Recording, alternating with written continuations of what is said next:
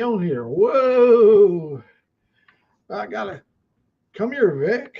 Sit right here on my lap, little buddy, and let me tell you about what I'm gonna bring you for Christmas. K1VEE. I'm glad you found us here.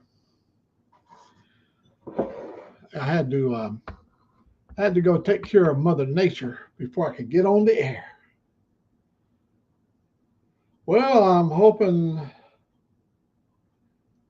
you got your Christmas list all made out.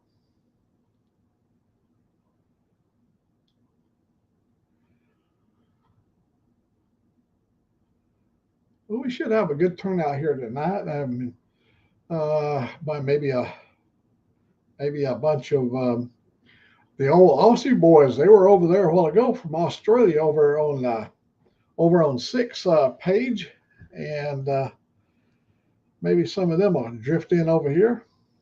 Or my sister, I think she'll find this page here. Thirsty Thursday, all day long. I'm not thirsty anymore. I just got through drinking a good cold one.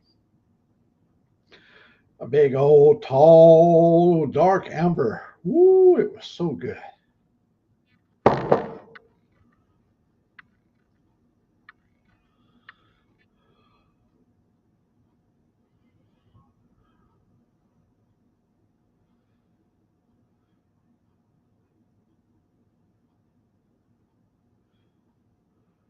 Well, here, buddy. Here you go, buddy. You show, take a couple of these right here. They'll help you out. In fact, let me throw them back over there and get them out of the way. They've been laying on the desk here, and my dog, I'm afraid they're going to lick them up and chew them up.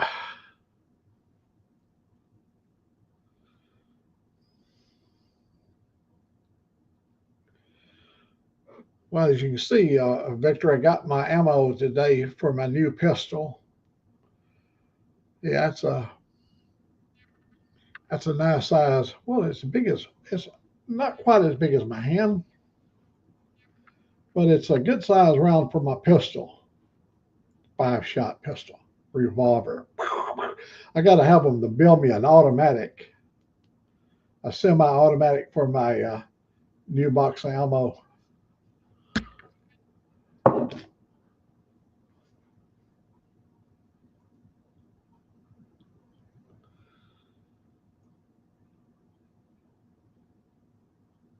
Well, see, we got back. No, it'll be Saturday. We've been back almost a week now. We got back home Saturday, so we're pretty well getting stuff squared away.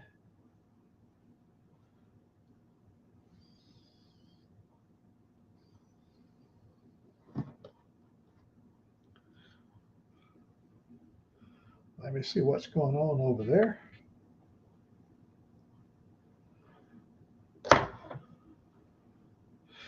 OC Red Hot Chili Bar.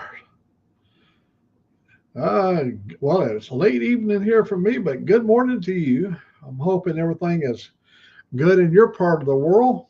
I know it's a lot hotter. I just looked there a while ago. It's 30. I've got the phone turned off now. It's 30. It was 36 degrees, and it's cold here. It's cold up here.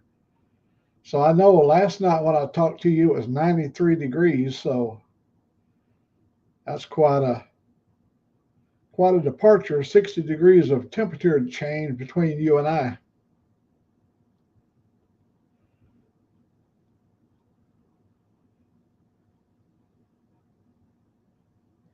My buddy up here, you see Victor up there. Victor lives about 100 or so miles south of me.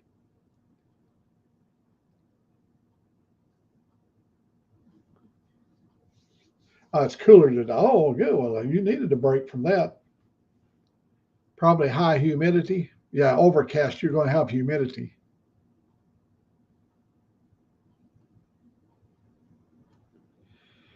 Well, you're used to being from Australia. You're used to having the high temperature. So it wasn't a big radical change for you to go from Australian style weather to Thailand or Myanmar or that part of the world.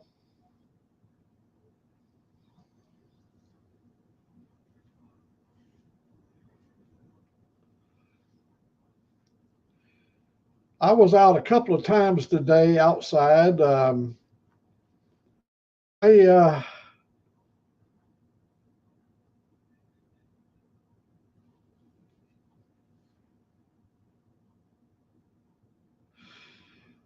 you guys get a lot of weather over there. I watch a lot of stuff coming out of Indonesia, and I watched them. They've been working on a road over there in Indonesia, and what would have taken maybe a month here to do, they've been at it all summer long. You know, it started back in the summer, early spring, and that road kept washing away, and there's poor people out there working and raining, and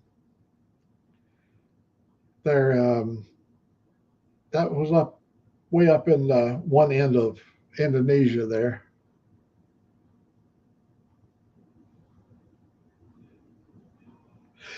Yeah, you got to keep in mind it's got a security system on it, and it sits there and run, and it would run for a month while we was it was gone all it was running all the time we was gone, and it's 2 years old. No, no. When you saw me do that, you didn't hear no fuel pump, and I knew there was something wrong as soon as I pushed that fuel pump button and nothing came on. I went, oh, and sure enough, you heard the motor went one little pop. But she's good now. I put the trickle charger. I put the trickle charger on it. Um, yeah, we have to.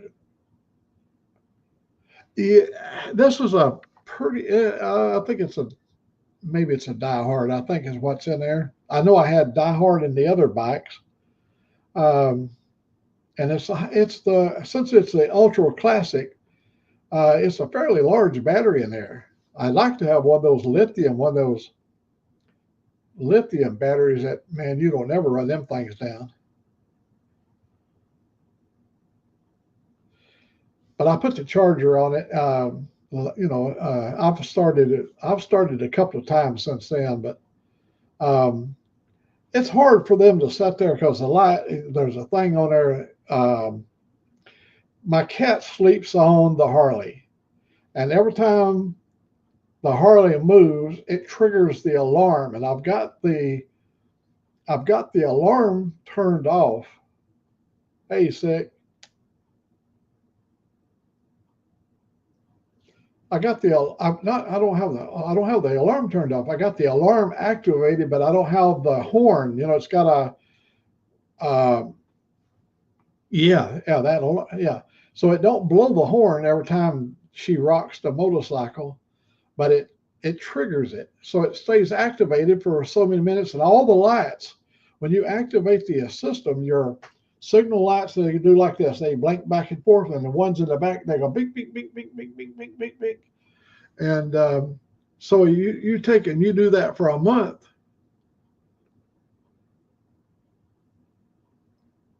Yeah, it's over there. The it's over there where the fan. You know, you got a fan unit under the fan. There's a horn under there, and it's got one of them. It's like a most pitiful. The kind of money they charge for a trike, you would think they'd put tremendous horns on the thing where it had like that sound of a Cadillac when you blow the horn, but it don't have it. Yeah, it's a sickly little sound, but it ain't like the little Honda. You know, the little Honda's got that beep beep beep beep.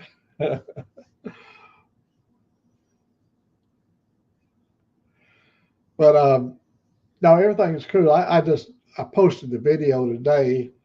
I wanted to add a short, and I had that video, so I thought, well, this would be a good short. And I don't know if anybody's even looked at it. I didn't go back to take a look, but I just posted it today just to have a short. Sound like a drowned cat. My cat lives on that Harley. Well, you saw all the dirt, didn't you, on the fender? That cat will wade through mud up to its hips and then crawl up on that bike. Sitting right there, right next to it, is a very expensive Harley Davidson cover. Very expensive, waterproof, mildew, all that kind of stuff. But we didn't put it on because I'm thinking sitting up there on the trailer, the cat wouldn't get up there. Oh no, that just was even a higher perch for the cat to be on.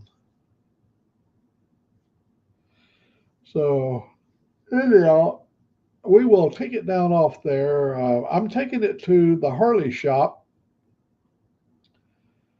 Yeah, I'm taking it to the Harley shop. I don't know if I'll do it before Christmas or not because I want to go for a ride.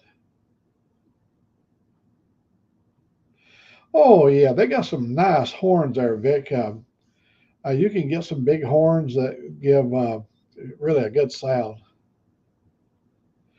She sleeps in that back part. She won't sleep in that front part, but she gets back there in the back where Angelique sits. And that um, when I went out there this afternoon, she come jumped down off and she come running over there, and not it ain't a she, it's a big old tomcat, my big old black cat. That old thing really, he really thinks the world of me. You can't hardly walk. He'll wind himself around my feet when I'm walking. He'll go out there in the bamboo.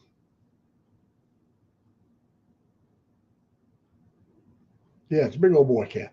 He'll go out there in the bamboo and he'll bring a bamboo rat about that long, big old fat body on it, and he'll eat everything except its elbows and eyeballs. He eats all of it. He's a meat eater.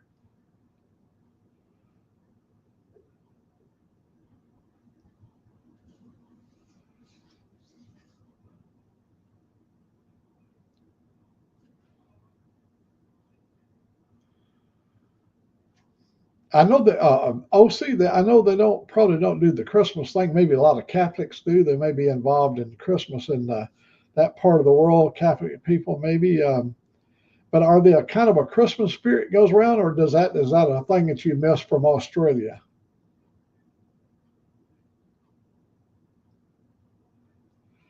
Squirrels, man, we got squirrels here too, and raccoons. On my security camera, wherever I'm at, I can take my phone and I can bring my security stuff up and see. And you turn it on, and there's more raccoons than you can imagine. They're everywhere.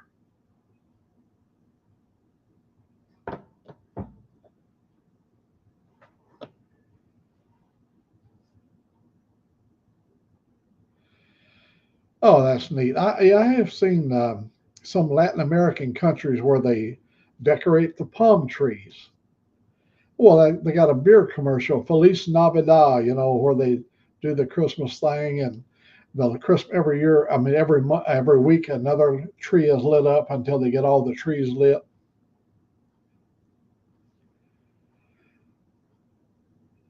When we got home, all the power had been off and everything was frozen. Victor,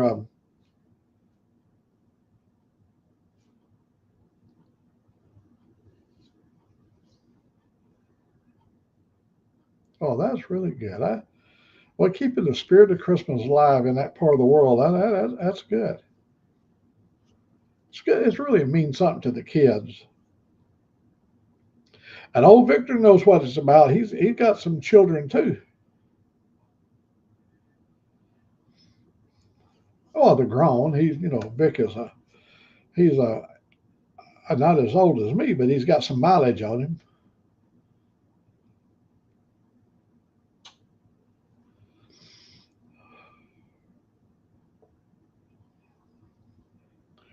Vic, if you want to come on here, if you got a phone in your hand, if you got a phone on your hand, I can put a link right here, and all you got to do is on your phone there, just touch that link, and you can come in your camera, and you can be live here with me and OC and Sick over there in Florida. OC's over there in Asia.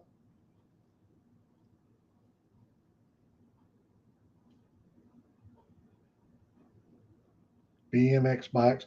You might have saw OC. You might have saw Ray Gregory today. He was assembling bicycles in his shop, and he was like Santa Claus's helper. You know, he was being a jolly old mechanic.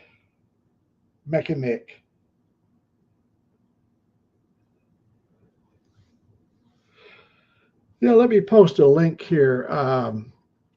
I will post a link here. So if you care to join here, Vic, all you got to do is touch this link right here.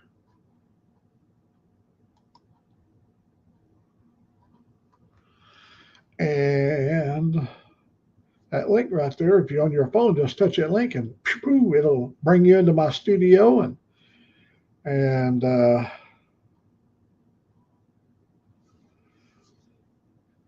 well, 67. I remember when I was 67.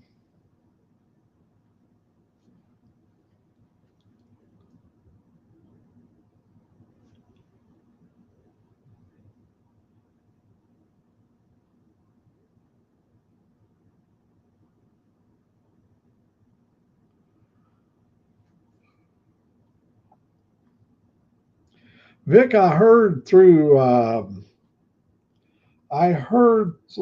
Joe that Danny passed away.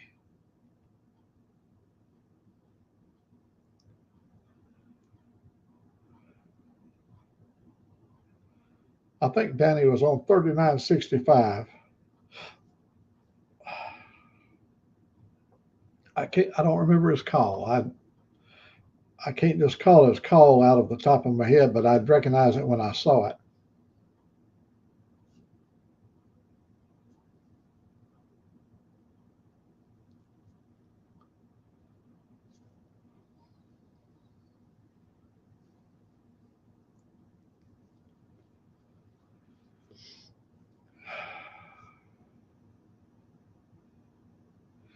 Yeah, old Ray, he's a man. Wouldn't it be nice when I was a little boy? If my grandfather was like Ray Gregory, I would have been in hog heaven because man, he is a caring human being. Takes care of them grandbabies.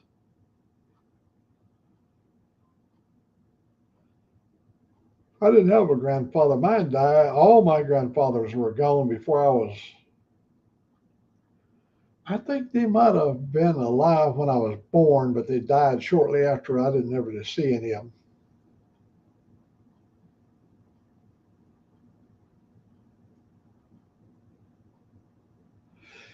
I paid. Let me see. I bought it from Harley Davidson. You can get them cheaper on Amazon.com, but mine is authentic. It's licensed for their logo and all that stuff, and it's also got the sealer stuff. It's rainproof and mildew proof. I'm thinking I paid like $307 for it. It was like $279. But it's right at three with the shipping and everything. It's like 300 and something dollars, and it's made just for the trike. It's the trike model cover. So the regular Harley one would be cheaper because ain't nowhere near as much material, and it's got pockets in there that you can put your laptop in. And yeah, you want to get where you live and high humidity like we do. You want to make sure it's milled because if you store it and see, it goes over the front wheel, fits down really nice, and all the drawstrings and so it pretty encloses it pretty good. And if you wasn't mildew proof, the mildew could ruin your seats. Let me see how many. Did you say about 36 bahts to the dollar?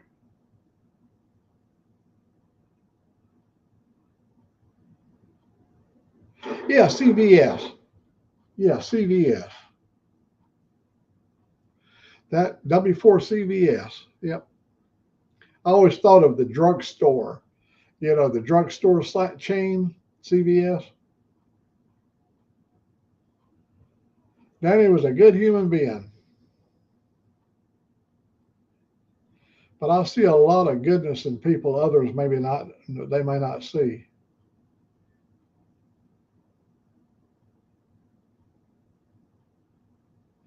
Sorry about that. I hate that he's gone.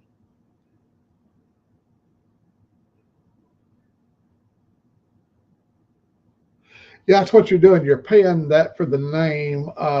Like I said, I could have bought it cheaper. And after I bought it and I loaded it up on the trailer when I left here, I said, I'm not going to put it on because I'm going to be gone a month. And the cat has no trouble. It goes in under and goes all the way up and still sleeps in there. And the cat loves it when I got the cover on. Uh-oh. I thought that might have been my old buddy. There, come on in here, Mr. Sick. Hey, Mr. Mac.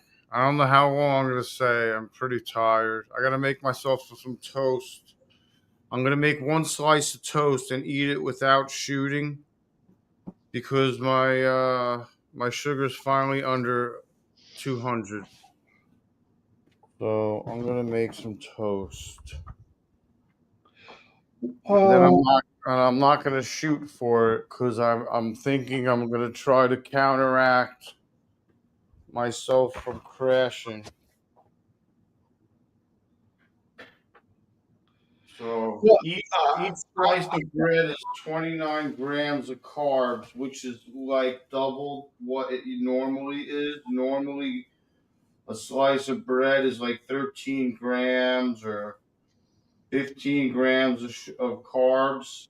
And Wonder Bread, unfortunately, which I didn't know, is 29 grams of carbs each slice. So I'm going to have one slice. I guess watching all that food that Moto fixed had to just drive you nuts there. What a man, what an evil human being he was. I was so hungry. I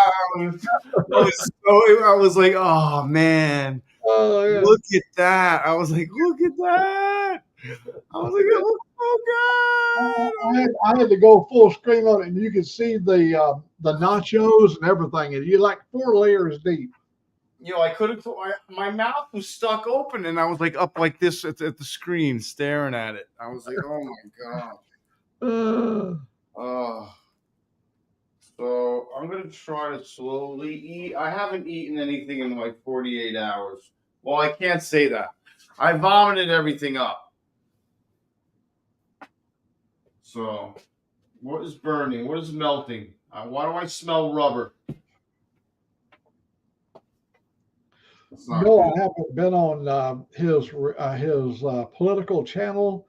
I haven't been on it, so I'm not going to cast any judgment whatsoever. It's where a lot of people get together and they get to express their feelings about stuff. And I'm pro liberty. I'm pro speech. I'm pro everything. But I've got so many pages that I'm on and so many things I've got going on. As Sick can tell you, you can only spread yourself so thin. Now look at Toga. Toga can get on every page at the same time. Yeah, I mean he must have several browsers open at once sometimes. Oh, see. Yeah, I tried to bring up the fact that the Syrian government collapsed, and that's like the biggest thing since white bread, really. Yep. Because that whole region has a choice now. Either back the animals or join the rest of the world that wants peace and everyone to get along, Hey, Sick, let me tell you a quick little story. In the 80s, my son was in the Marine Corps, and they blowed up the embassy there in Beirut, Lebanon. And it was a bunch of folks out of Iran, the Hezbollah that the Israelis are dealing with, and they had fled over to Syria. And Ronald Reagan, the president, sent my son and a team of Delta Force to Syria to the Druze Muslim camp and killed the people. Good. It was good execution, perfectly executed. That's fantastic. And you know what? Yeah. The Israel, in order to get rid of the biological weapons that he had and all the other crap that nobody wants assholes to have, they bombed the shit. They annihilated the Syrian army in 24 hours. That's right. Absolutely. Look how there's no Syrian army anymore. Look how long we was involved with trying to eliminate ISIS that had fled from Iraq over into Syria, and the Russians were in joint coalition with America trying to eliminate the ISIS, and then ended up the Russians was allying the Syrian president and bringing all that weaponry and stuff in. Oh man, it was nasty. And they showed pictures of the Russian army lined up trying to leave Syria today. Because, I mean, that's not going to happen overnight, And hello, fried chicken. They want to get out of there. I don't blame them. Iran, Hezbollah wants to get out of there because the rebels were fighting all of them. But we don't want rebels to have biological weapons. We don't want to have them to have high weapons, missiles, bombs, anything. So Israel took them all out. I don't blame them. I would do the same thing.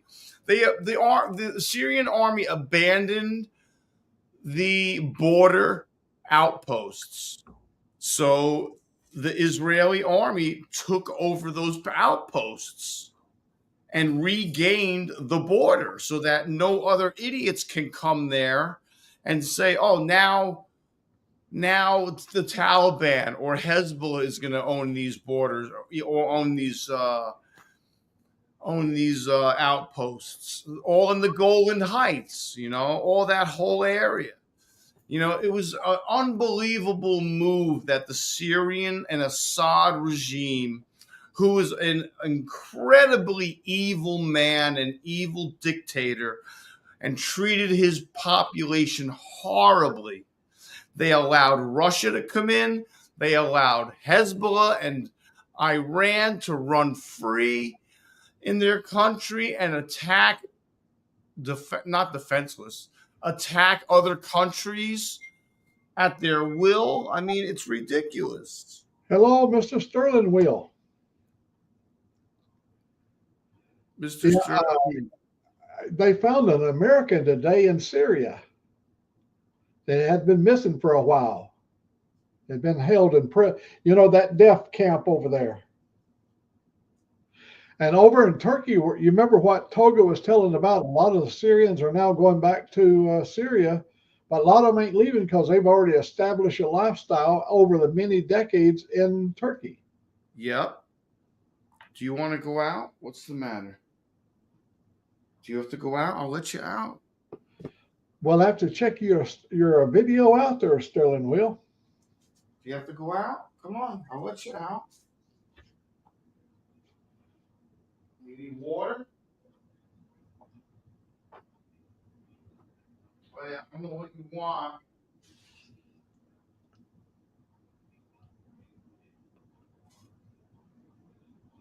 Is it going to be a mini series?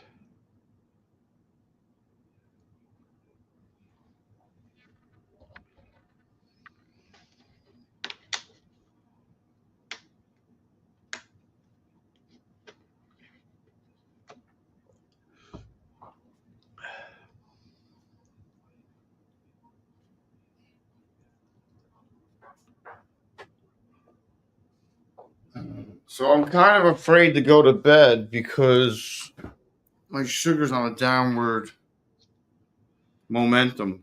So I'm trying to get it to stop. Hey, Sterling Wheel, it's hard to find a free spot where you can get in. And what I do is I watch when everybody else in. I used to do an early morning show, but a lot of people are doing early morning shows. So I found myself doing late night show because I don't mind staying up late. Put the link out to see if Sterling wants to come on. I did. I'll do it again. I'll stick right over here. He's Oh, been editing all night. He's pissed off. who's But pissed? come on, well, he's been editing all night, and that pisses anybody off. Yeah. It definitely pisses me off. When I'm done editing, I'm like done.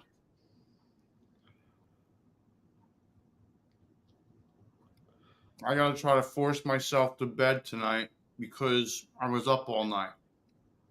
You got to watch that low sugar at night. Your liver releases glutens and whatever, and then you can actually go into a diabetic coma while sleeping and like it expire. That's why I'm trying to eat toast without shooting for it to see if I can counter it and stabilize it, which is kind of annoying because that means I got to stay up late,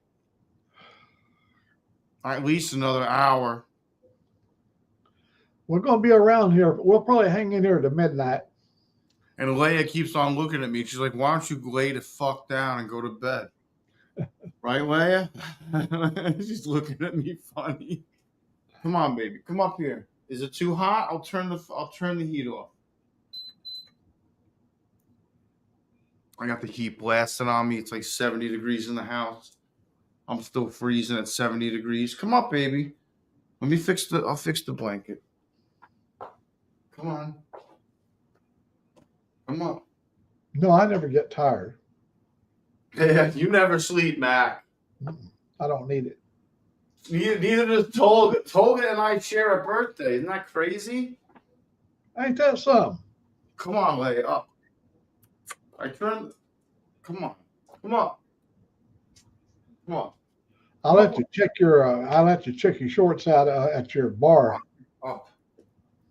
Seriously? I'm not going to bed yet, and I finished the toast.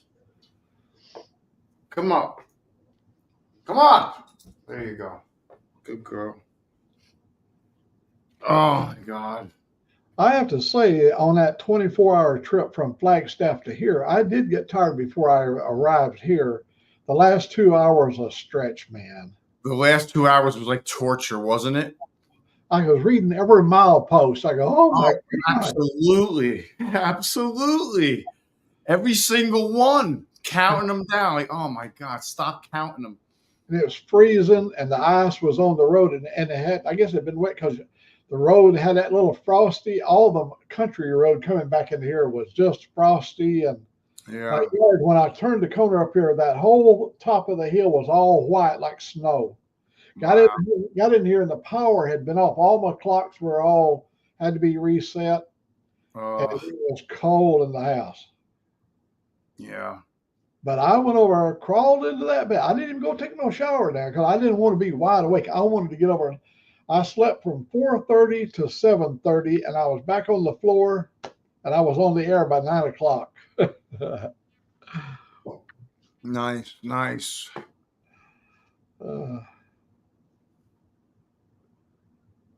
Oh, you made that cake. Yeah, you said you made 22 cakes. That's amazing.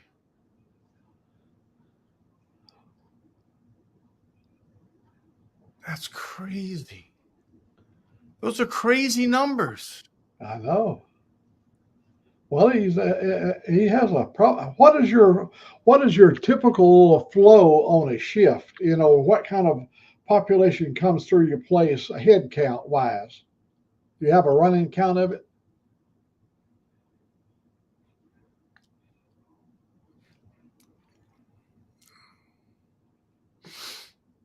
Might be afraid to answer because the tax people over there may be 1,500 a day. Look at that.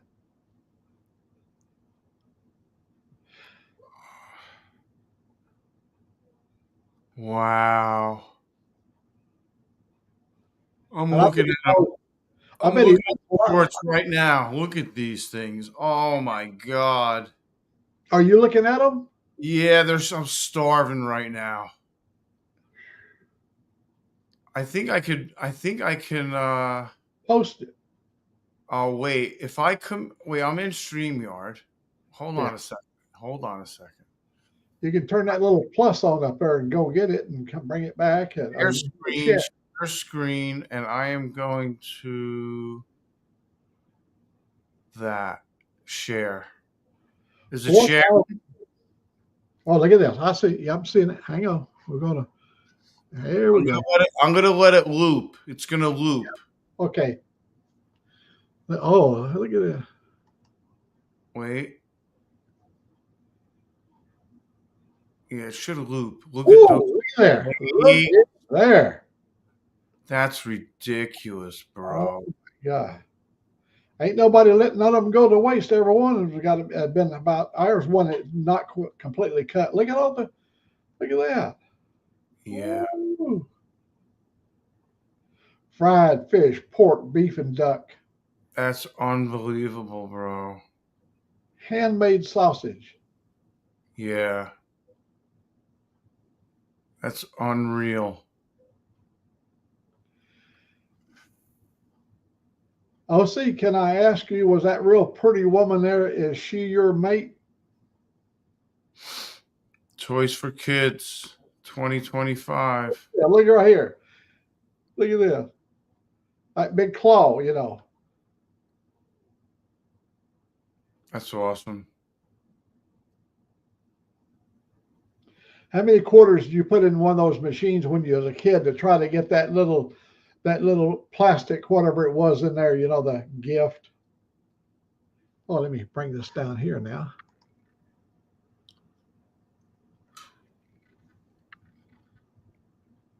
Oh, what a pretty woman! I'll tell you, and if you're a man, you ain't gonna mind us saying how pretty she is because yeah, she's beautiful. By the way, sorry. I mean, no disrespect, but she's a beautiful woman. Ooh, that hair is a beautiful man. Oh, there. Yep. I appreciate all you do for me, OC. I really do, and your wife. You got what we call here in my part of the world a trophy wife.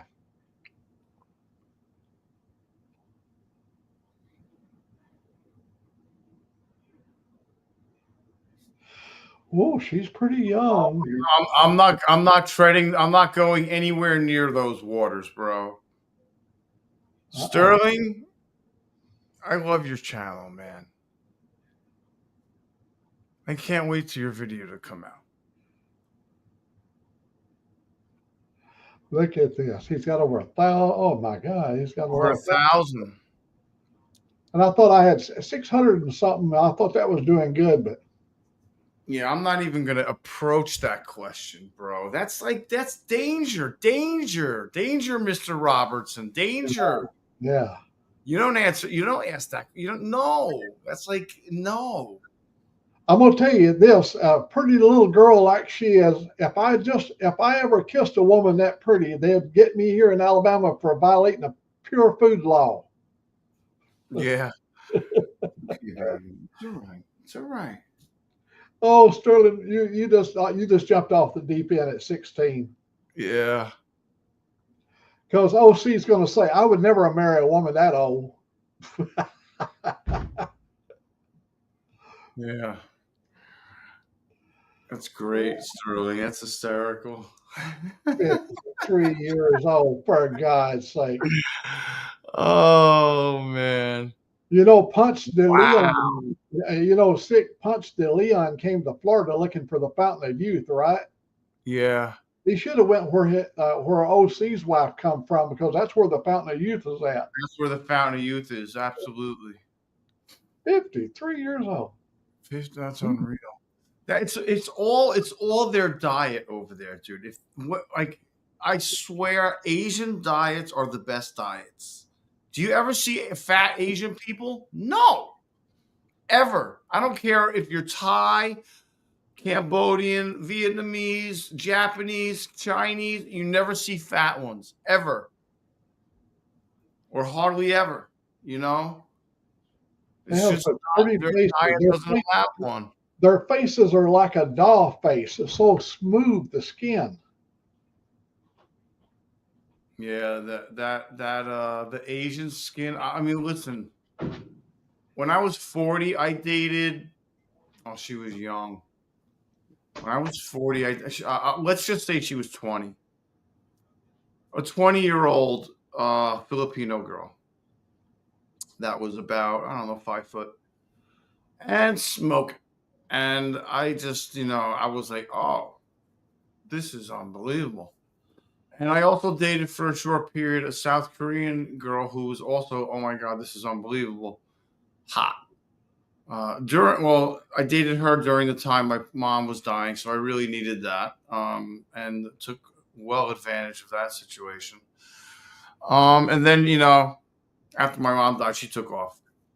I think and she literally told me like, the only reason I'm staying around is because your mom was dying. I felt bad. I was like, oh, that's so nice of you. You're the best. Take care now. Go start fucking somebody else. Bye bye. Good times. Yeah, drag your dick out of here.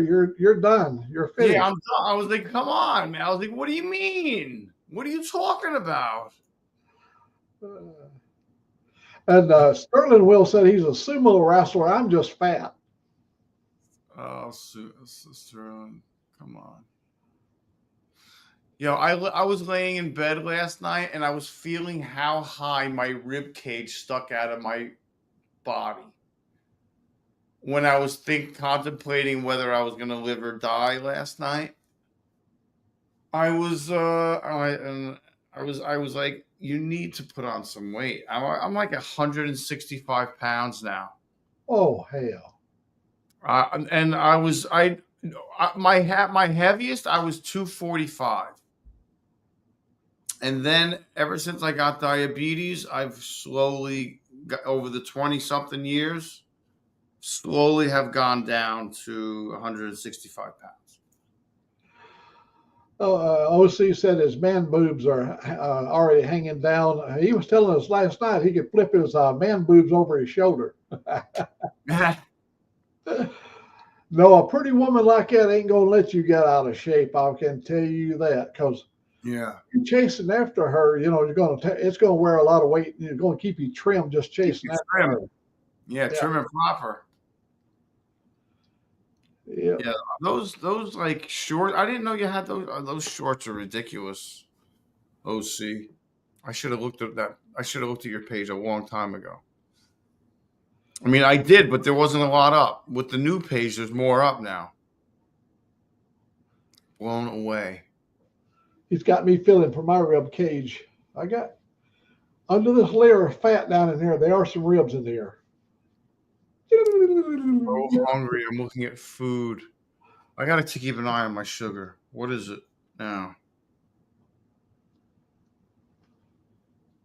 157, still going down. I may have to eat that other piece. I may have to crack open the Snickers bar.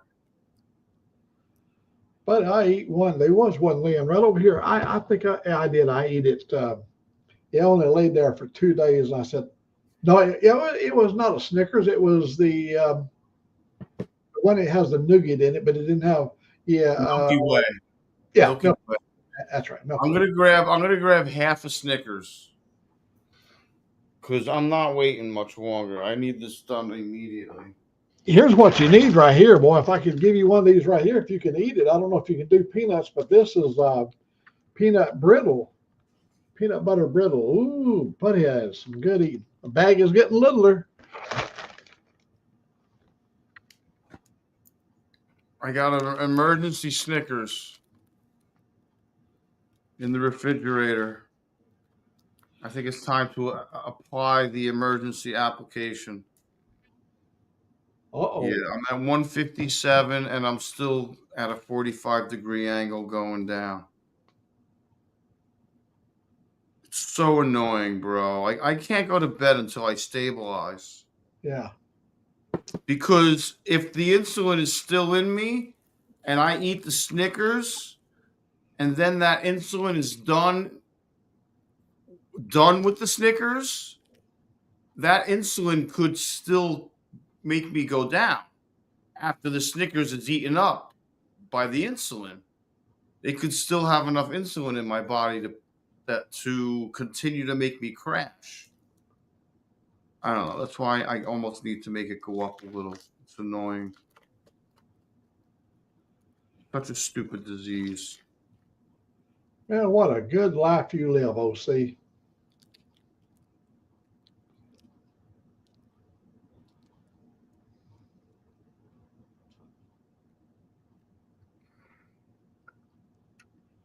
there was a song back in the 50s. I don't remember who sang it, and you may know, Sick.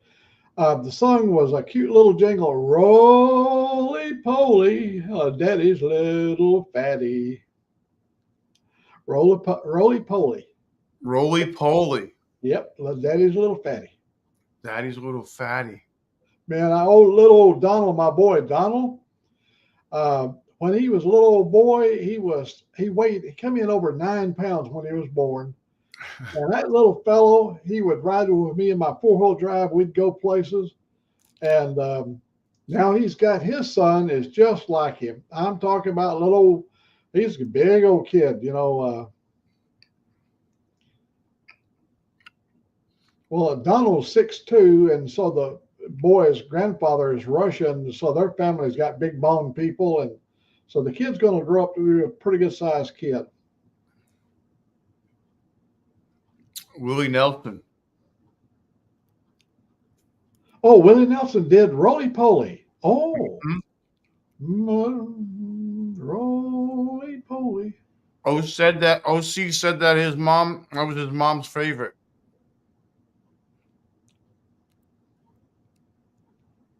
Ain't that so?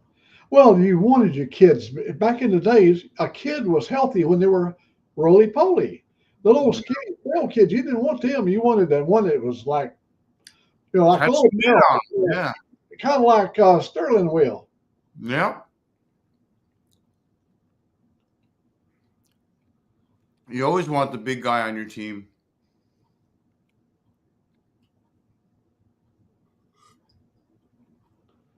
He'll get it figured out. He's a master of that. He's been dealing with it all of his life, right? So Sick.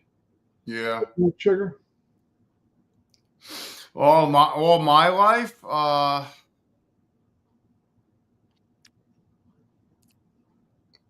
Yeah. Since I was like 28, 29, since 2000. When did I get divorced? Damn. 2001. So like over 20 years. Oh wow. Yeah, and then I think it was stress related from the divorce. But you're type 1, aren't you?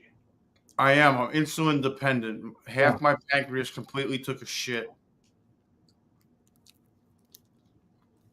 I feel half of the Snickers. I hope that I don't even want to eat. I don't know. I feel so gross.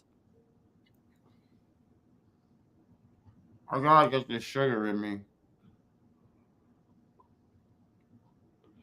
Well, just relax, let it soak in, and it's amazing how you can feel that, when you're at your very lowest, and man, that candy bar will just bring you back up.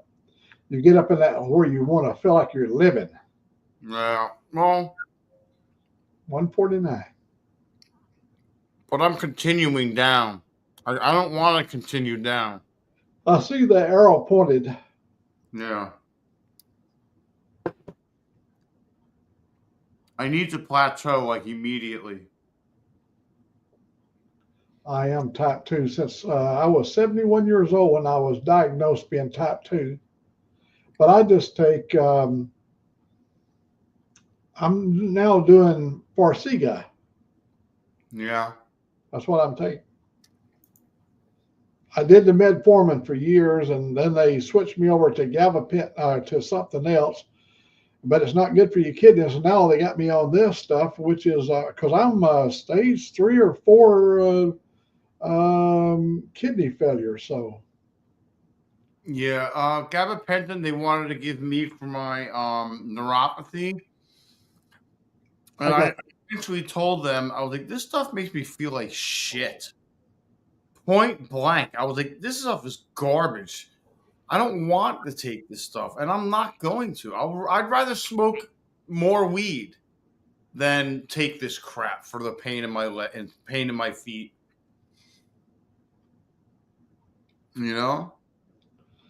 I have the most difficult time with my feet. I'm full of spirit and all that kind of stuff, but I have a hard time getting around with my feet. You don't feel when you know if you're placing your feet. You don't know if you got a good footing under you, because your feet feel spongy.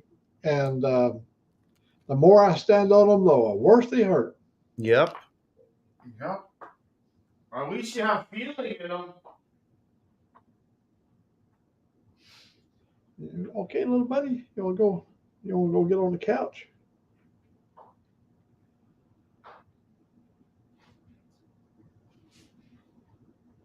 Oh yeah, metformin. All right. So you're doing really good with metformin until you bend over, and when you start to come back up, Get oh, dizzy. oh hell! What you might think is just a fart is not a fart. Yeah, I noticed that happens to me now with the new blood thinners I'm on. I don't know. I don't know, man.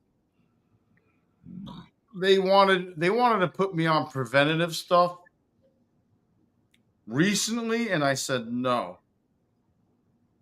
And now this new doctor that put the balloon in my leg and opened up the arteries in my leg so my foot would heal. He gave me the prescription and he told me to start taking baby aspirin every day. So I listened to him. And once that prescription's up, I guess I'll keep listening to him and I'll fill it. I don't know how long. He wants to see me in 8 months. I was like, that's a long time, bro. 8 months? I was like, I'm probably not going to be in the area in 8 months. Have you got something you're working on as far as the housing thing, or have you got your van ready to go, or? No, the van still isn't registered or plated. Damn, it's cold.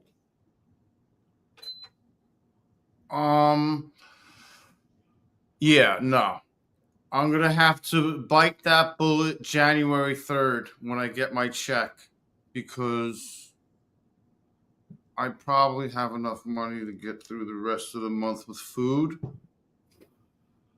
And my ex forgot my birthday yesterday. I didn't get a text until today, this afternoon, late, and I didn't even respond. I thought that was nice considering when I was in Las Vegas during her birthday, which I have no regrets doing.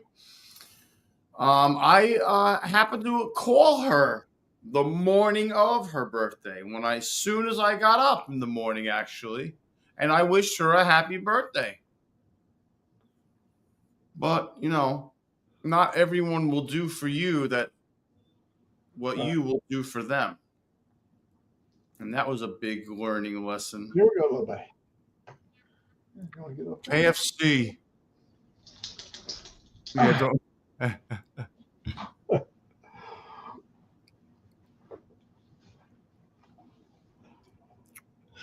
Yeah, the little squealers we used to have, when you could at the church or on the church pew, you just lean over to the side and let that little baby squeal. Whee! Well, you can't do that anymore. That's a lot of trust. You wouldn't dare do that now. No.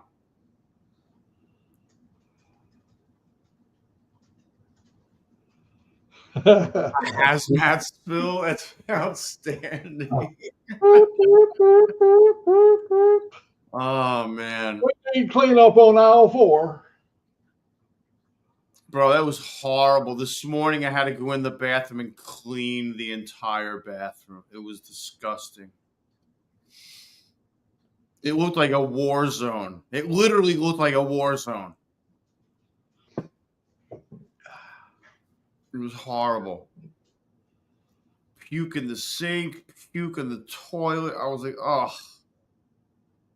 I was like, God damn. Where's that like button? Robin was talking about the like button. I don't see a like button on here. No, not on StreamYard, on the YouTube side. YouTube. Oh, I got you. Okay. Because I heard them say that before, like hit the like button. I go, I don't even have one. Oh man, let's see. Does this thing plateau yet? Let's go. 143. That's going up, isn't it? Well, I you may want have to start popping glucose tablets. If I have more than 3 glucose tablets, it gives me the shits. It's annoying. I'm gonna have to start popping those. If it gets anywhere near 100, I'll start popping tabs at like 120. If it's still at a 45 going down.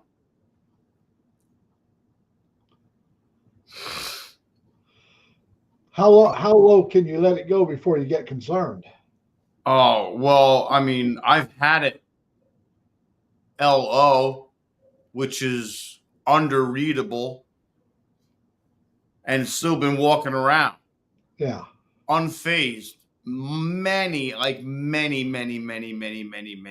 times. Like at some point, that was happening daily, and I was still walking around fine. I mean, I would have to eat something.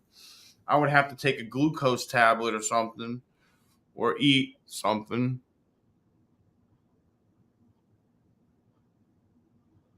Jackalopes. Exactly. Oh man, in the old days when I used to cross Route 66 back in the 50s, up on all the hills you'd see those signs of the jackalopes, and when the sun was going down, you'd see just a silhouette of the jackalope on side those hills out there in West Texas, Arizona, up in the hills of Montana, Wyoming. They used to advertise the little stinky stations. That was a series of truck stops back in the 50s and 60s that were real popular. Little Stinker. Skunk. I got grape ones. I got grape, I got strawberry, and I got tropical. I like grape because I've had them before. Hey, OC, you asked me a while ago about being tired. I have yawned 3 or 4 times because I just sucked down a beer. And the beer will, unless I drink 2 or 3 others behind it, it tends to make me yawn. I must be something in the beer because it's something I've always done. You know, I keep on forgetting that you're not on the Pacific Coast anymore.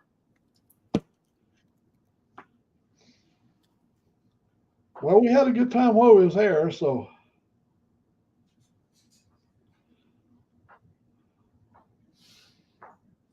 So you're on Central Time now, Mac, right? Yep, you and I are just an hour apart now. Okay, so we're just an hour apart now. We were 3 when I was out on the coast. Yeah, that was crazy. Yeah, I was out there I would sign off at like 1 o'clock in the morning or 2 o'clock in the morning there. And it would be almost coming up sunrise for you guys back here. Yeah. I'm going to start taking tablets. I'm taking one now. And I'm going to wait.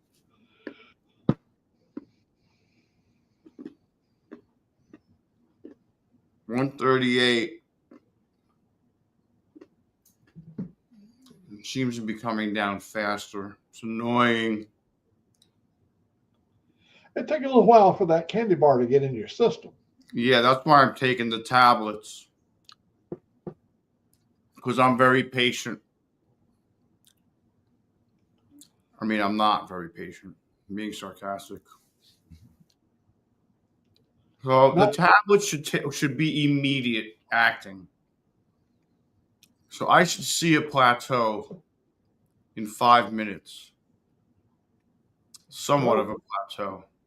We can hope that happens. Yeah. I guess my buddy must have went ahead and pulled out. He's got an early morning. They get up early on the radio early in the morning. So that's Victor. He's down there about 100 miles south of me down by Montgomery. And he was in there earlier. That's the first time I've seen him since I've been back home. Okay. I was wondering who Victor was. Well, see, the time difference is so big between here and out in Washington. Time I'd get on, it would be way past his bedtime. Yeah. Come on back, OC. All right, OC. Man, that food. I thank you very much, Sick, for going over and bringing up that. All Yeah, tell me that wasn't crazy, bro. That like that look at the detail on the cakes. colorful, colorful. Oh my god.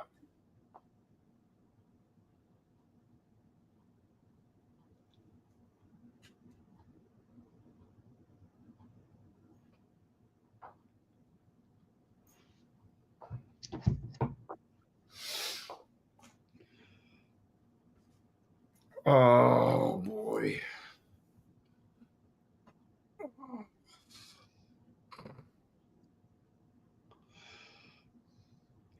Minus 44.6 degrees Fahrenheit. Oh, Oh, that is some kind of ungodly cold. yeah. Dude, what in the wide, wide world of sports is going on over there? That it is that cold. It's that Arctic thing pushing down. That is absolutely That's brutal. awful. That is unreal. That makes me colder than I was before I turned the heater on. I'm just telling you that right now. I'm freezing, more freezing than before I read that. Oh my god, that's horrible. Oh, you can't have skin contact air. You can't. It'll freeze. You'll get immediate frostbite by it. When it's really cold like that, Sick, your skin starts to turn white. The outside layer will dry and literally burn off. I mean, it turns powdery white. That's crazy. Yep. Work outside tomorrow. Oh, no. No. No. No. No. Absolutely not. No. I'm not working tomorrow. Not in that temperature. Hell no. Sorry. We used to come out of our construction trailer to go down into the deep hole, and we had to walk about 50 feet to get over to the silo, what they call the PAH. And when you start going down the PAH, when you got down to the bottom of 35 feet down, there'd be ice on the railing 35 feet down. That's when it was 40 below zero. That's But ridiculous. once you got into the deep hole, it was pretty comfortable down there because you had a lot of electronic stuff. He just said, try taking a piss outside in minus 40. I was like, no, no, no, absolutely not. My penis would try to go somewhere it doesn't belong. Your icicle. My icicle would try to go somewhere it doesn't belong. It'd curl up and die. Yeah.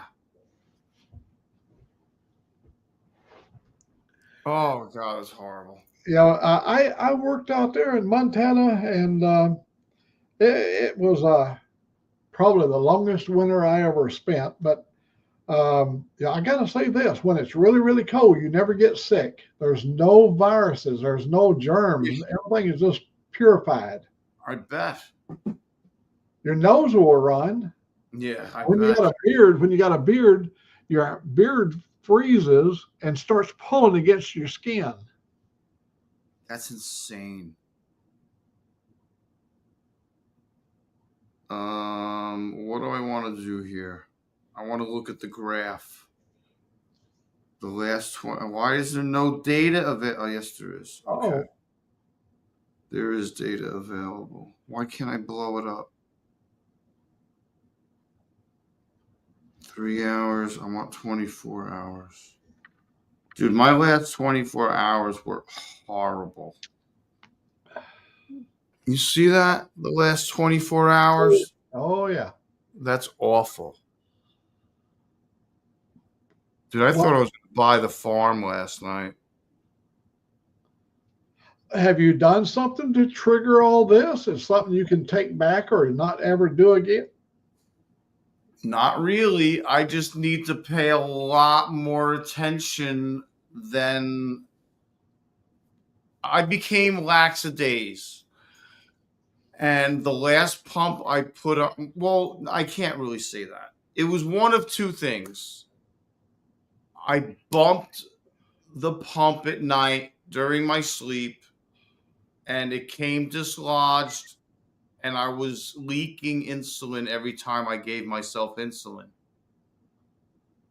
So I think that's what happened. By the time I realized that, it was 5:30 this afternoon. I was already sick all last night. So I resorted to giving myself several lethal doses of insulin last night, and luckily I woke up this morning with a sugar of 150. So that's what happened last night. And I was vomiting and shitting everywhere.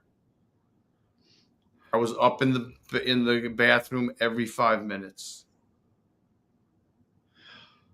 I'm sure happy. Robin is hanging out with me.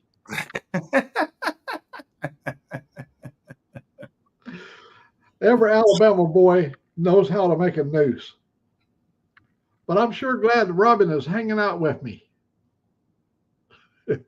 I had to show Angelique on how to do that, because we use a slip knot like that. And yeah. I added more curls just so I could have a bigger hand grip than when you pull the rope. And she didn't know you could do that. And I showed her how easy you can just pull one and it all comes apart. Sure makes a good cinch. I'm going to take one more tablet. Hey, how about our American outlaw, not American outlaw, Desert Outlaw? Desert Outlaw, he's doing all right. He texted me today. Okay, so he's working or something, or he's been busy. Busy? I think he's got a girlfriend. Oh, if he's anything like OC's woman, I wouldn't be on no damn TV either. I'd be taking care of business. Well, I mean, he could also, just be running around too. Sure, that's right. Oh yeah.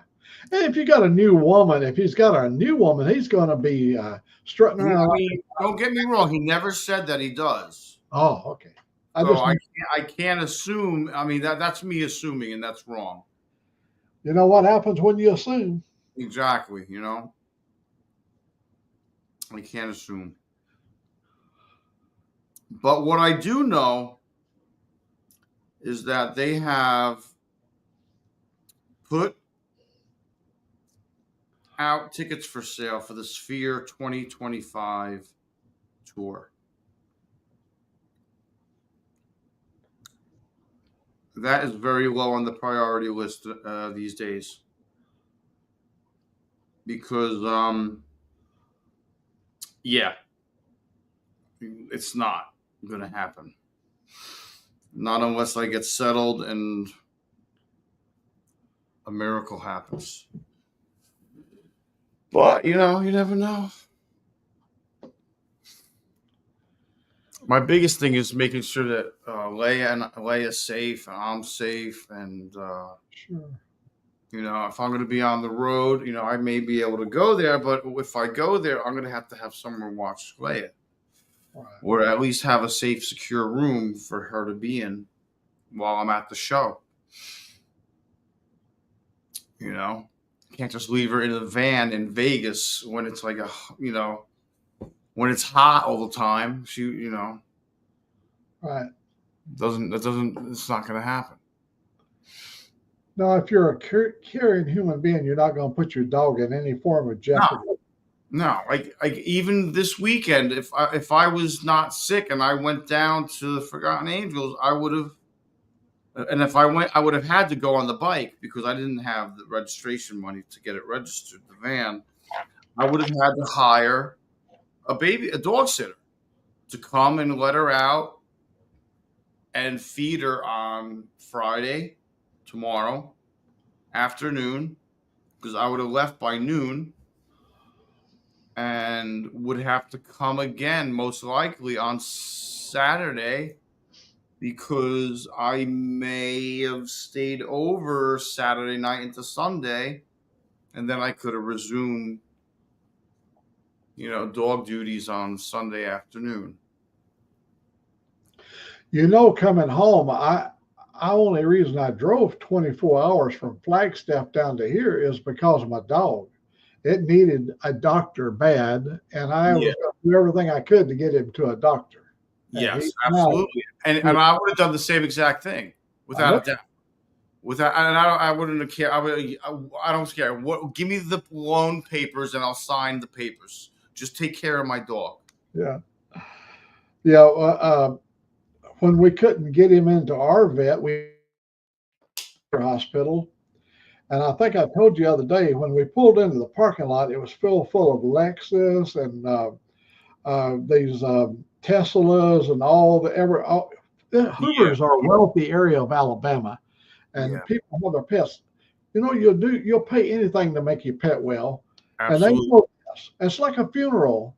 You're going to do everything to make it right on your last days of your mama or your wife's days, and they know this. I would have rather have gone to my hometown and found someone that knows the area and the situation and the people in the area and know that they're not driving around Lexus and Mercedes and that's right. Four-wheel drive vehicles that cost 70, 80, 90 grand. It's ridiculous. People are ridiculous, and people take advantage of people like that. If they see everyone driving around in Mercedes and AMGs and Range Rovers, they're going to price gouge. Yeah. Did I tell you about the gentleman that came in to pick his animal up, and he couldn't pay for it with a credit card? He had cash money, so he started counting. He started counting these $100 bills out to get his dog. They was getting the dog to bring out to him. He was $97 short. And she said, "No, we can't release the dog until we get the full $97." Well, he made a big stink in there, and finally they brought a manager out and they took him back in the office. And I told the lady, I said, "If they can't resolve it back here, I can, because I ain't letting that guy suffer." Yeah. Did they resolve it? They resolved it. What they arranged. He wasn't hurting for money. He just didn't have the money on him, and he's on him. Yeah. Yeah. But anyhow, he's like, looked like a Chevrolet. He had Mr. Goodwrench, and he had looked like a mechanical clothes, and his wife was a lovely lady. Yeah. And he was really hardcore when it comes to this. He was talking about the way he was so angry about them denying him having his animal for $97. It was like a postal incident. I thought, oh hell, we're going to see something go down here. Oh yeah. You don't never want to see a human being get so distraught. Yes. Like that. Over their animal. Yeah. Because that was the main reason I didn't call the ambulance last night. It was because I was afraid they were going to shoot Leia. I've heard of horror stories about cops coming into the house and shooting the dogs. That's right. So, no, absolutely. No, I would never want to put Leia in that kind of situation. Then you would go ballistic over that. Oh, I would freak out. Not only would I still be sick, but now I have a dead dog. Yeah. Who do I kill first? Yeah. Look at that. I'll blow my own brains out. Look at that guy that killed that healthcare CEO. Yeah. You know something? People are praising him, and that's wrong. I'm plateauing. I'm plateauing at 129. Oh, good. That's good.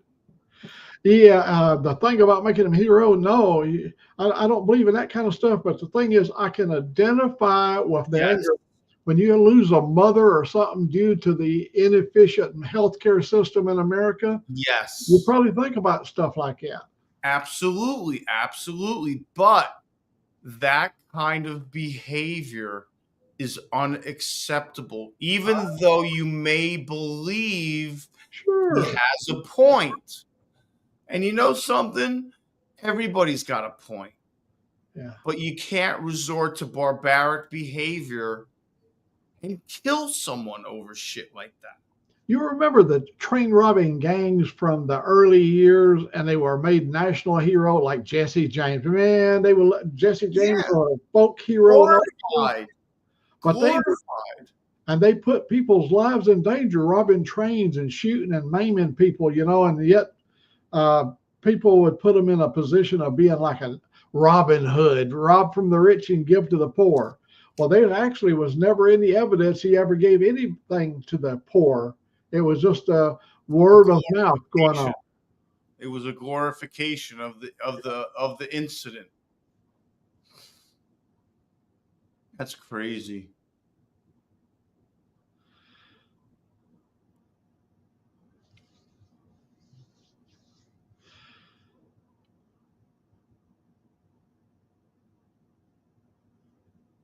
Yeah, exactly.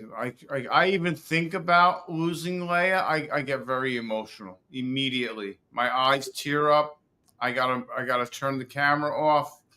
It's happened a couple times on lives because I worry about her like a kid. It's my kid. It's my baby. That dog. I've had to come and rescue that dog when someone else had her and went to the cuckoo farm. I got to get a water. I'll be right back.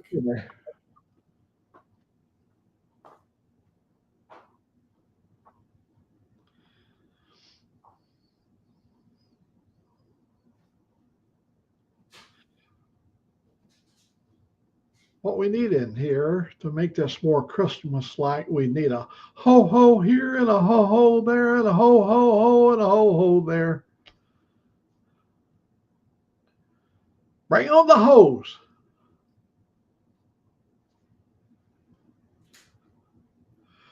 Bonnie and Clyde.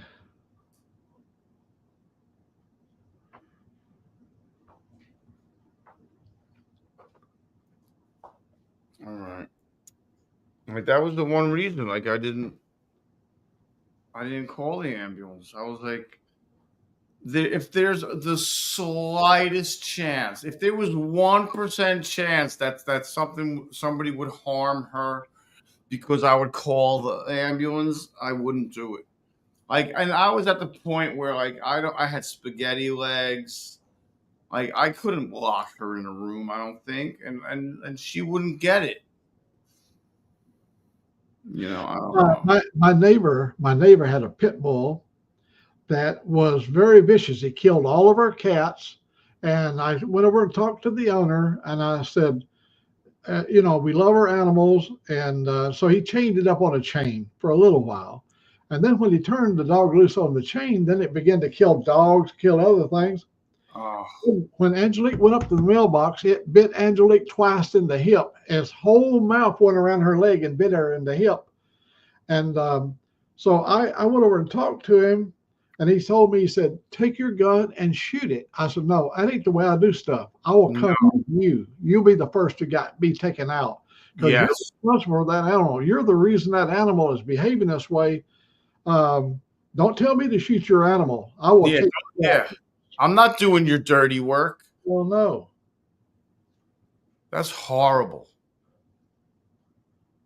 Santa just got out of jail. Too many ho-ho-hos. Yeah.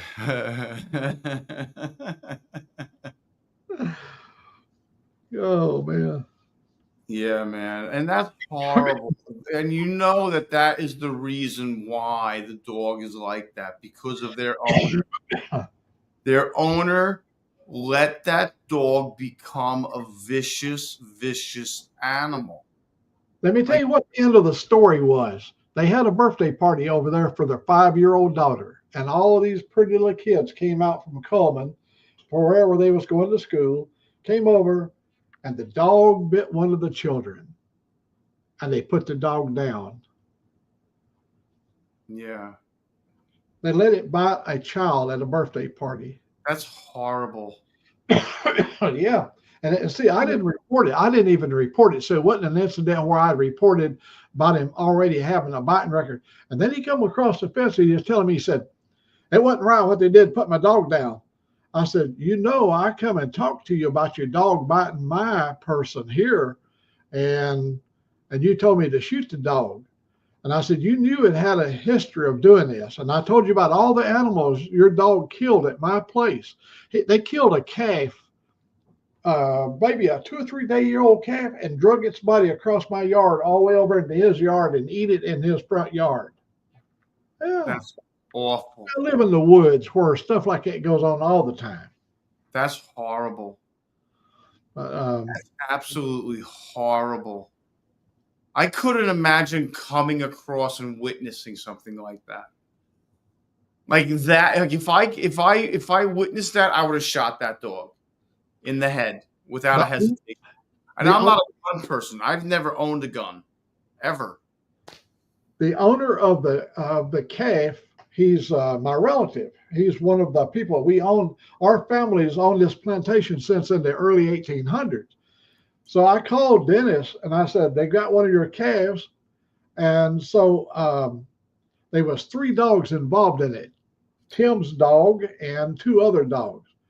Well, I said, they're down there in the pasture now. And see, that was during the calving period of time. And they got an area where the cows come up for the calving.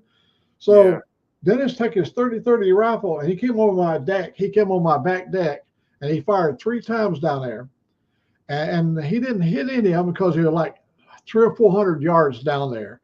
Yeah. The animals did run off. His brother lives 2 miles from me. And an incident happened over his place, and the dogs was dragging his young calf away, and he shoots one of the dogs. They came out and arrested him. Wow. Oh, hell yes. Oh. Ooh, it cost money. I'm telling you. They arrested him because he shot it on that guy's property. The dogs drugged the calf onto their property and was eating it on his property, and he shot the dog on that guy's property.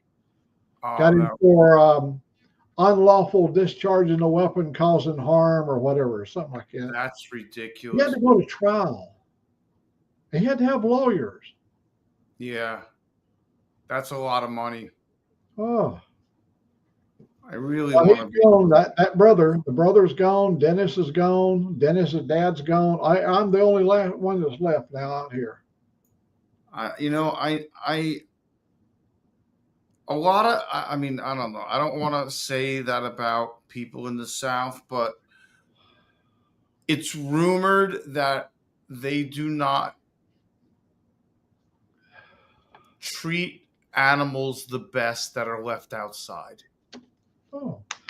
Like dogs. I'm saying dogs, basically. Dog on the chain. I hate that. Dog on a chain. I don't believe in that. I'm sorry. I don't care if you're from the South or the North, but a lot of Northerners, I've realized, believe that Southerners don't really love they use them. Some Southerners use them as tools.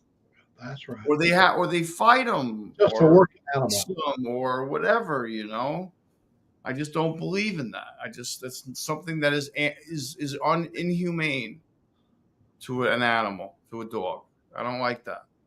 I get it. Up in the Arctic, they use huskies and that for transportation, and they feed them whatever, and they have igloos or whatever. Not igloos, but like dog igloos or barrels that they go in with hay. And I'm like, wow, that's not how I could possibly treat an animal. I would have all of those dogs in bed with me. And you can't do that. I would be horrible for me to have like a dog sanctuary because I would just never say no.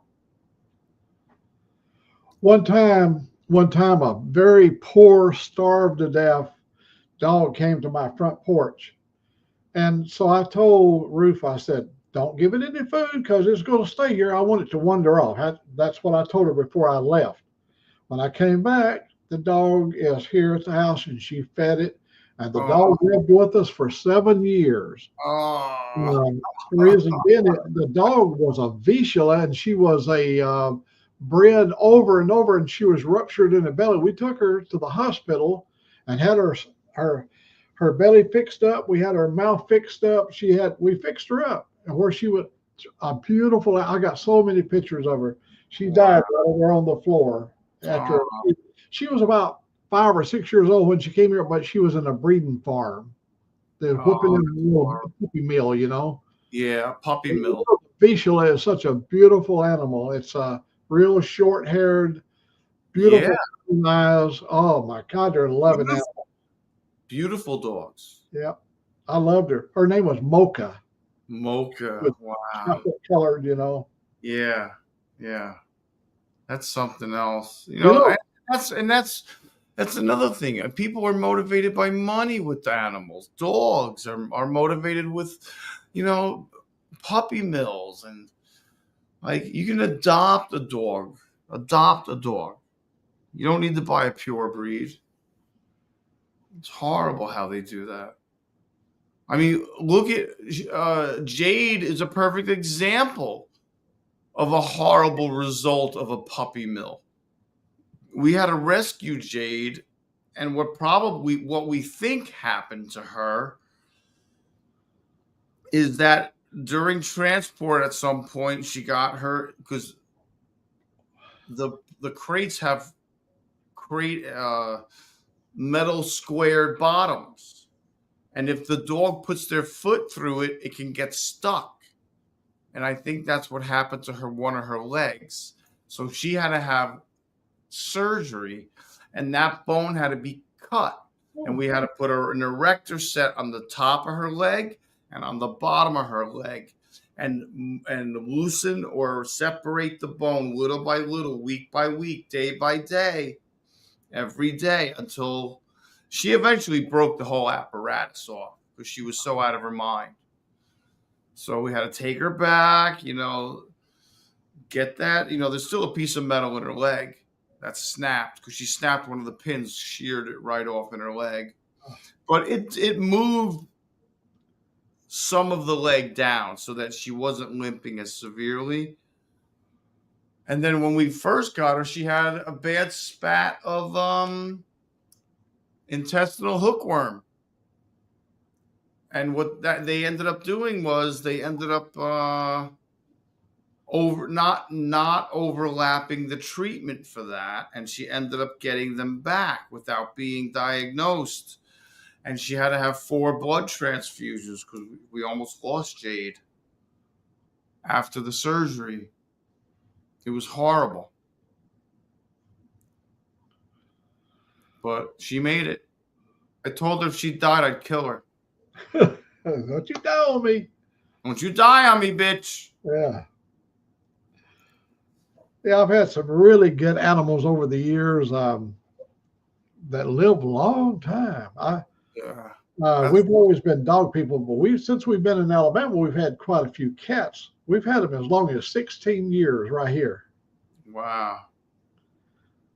I had a cat, we called it the swimming cat, and I got videos of her swimming in the pool with us. And she'd swim if I got in the water, she'd swim and crawl up on my back. Now, you know what happens when they crawl? They stick their claws in. Yeah. They crawled up on your mattress you're laying on, your air mattress.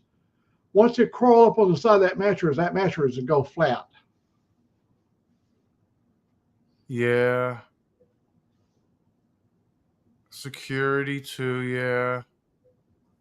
But like, I don't know. It's not in my soul to treat a dog like that. Like, I don't know. It's difficult for me not to think of it as a member of the family. That I could never leave a dog outside. I wear that away the same way. All of our animals are like that. That little bitty dog I brought back from Washington. He's 14 years old, and his master was Joyce's husband, and he was an old soldier, and that dog was with him everywhere he went. And now Craig's been dead for a few years, but every time I went to see Joyce, that little animal stuck right with me. He saw me kind of like seeing Craig. Yeah. And, oh, by the way, on the way home, Angelique came up with a new name for me, because I wear a lot of camouflage clothes. Yeah. They call me Camo Claws. Camo Claws. That's great. That's awesome. I love it. I laugh my head off. Old Camo Claws. All camel clothes. I gotta dump this bong water. I'll be right back. Come on back.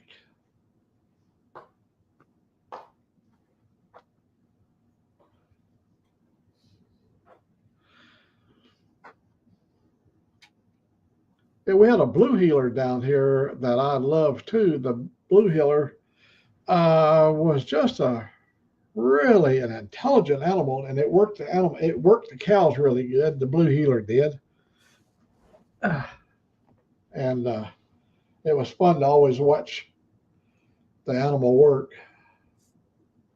But it was much loved. Never lived on a chain.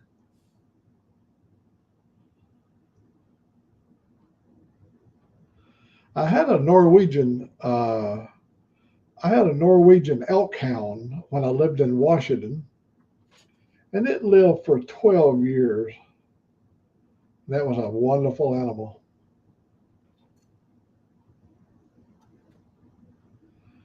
I've had a lot of good animals.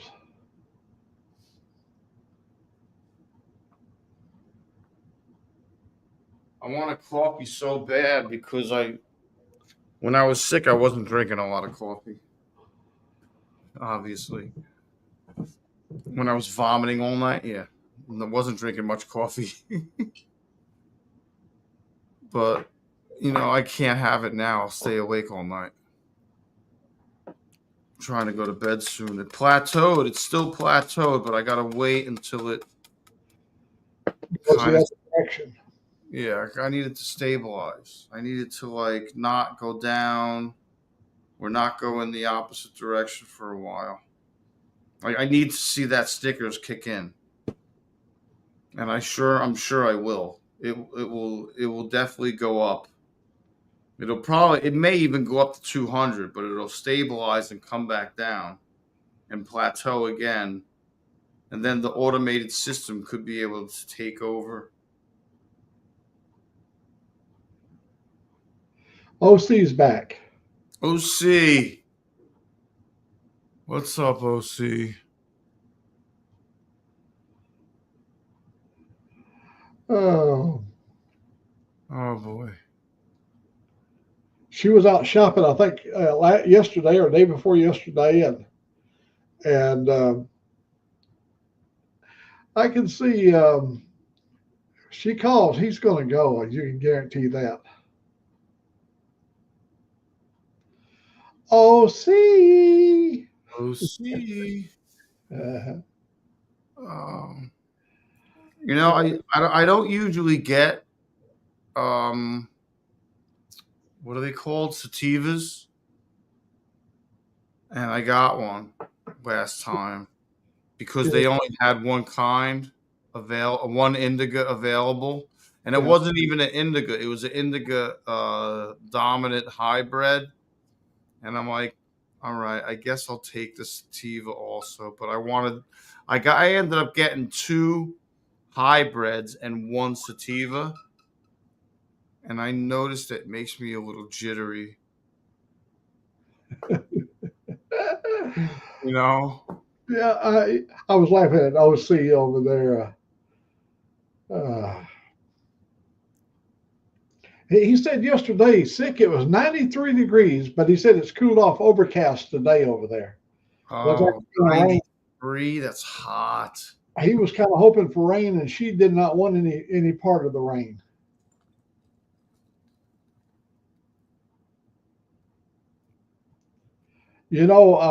OC, you could be like Imelda Marcos's wife. You remember when his regime ended? She had like 1,000 pairs of shoes that had never been put on.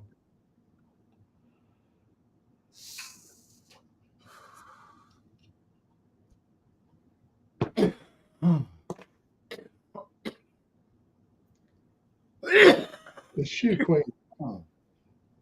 Smooth. God damn it. Come on, buddy. It's kind of going up a little. 129. Still It's starting hovering to at it's 129. turned up a little bit. Good. Yeah. It needs to hang out there. It needs to go up. Like It needs to like I stabilized it at 129 with 2 glucose tablets. So after those wear off, I need to see or during those wearing off, I need to see that start to head up from the Snickers. You know Yeah. what I mean? If I don't start heading up from that Snickers, I know that I'm not right yet. You know, if it still plateaus, I know it's eventually going to start going down. I can almost guarantee that. And it's just annoying that I have to stay up extra hours. I mean, I've been trying to correct this for almost 12 hours already. Does your diabetes affect getting a tattoo? Oh. I've only gotten a couple after I got diabetes. I heal slower. Definitely. I've been told that my skin does not take the ink well. That's what I was thinking. That's what I mean. Yeah. Yeah. I mean, my stuff looks good. Don't get me wrong. I put cream on my stuff, but not every day. But like, I'm a picker, so like I got chunks of tattoo missing. Oh. Well, not chunks, but like small. Like if I had something going on in a tat, I'll try not to pick it, but it's usually futile, and I'll pull some ink out sometimes. I pray to God, OC, that you did not have to put that shoe cupboard together from IKEA. IKEA. There's always going to be a handful of missing cupboards for them. That's great. Oh, the world would come out. Oh, that's great. The whole world is. Yeah. That's fantastic, bro. Oh, it's funny.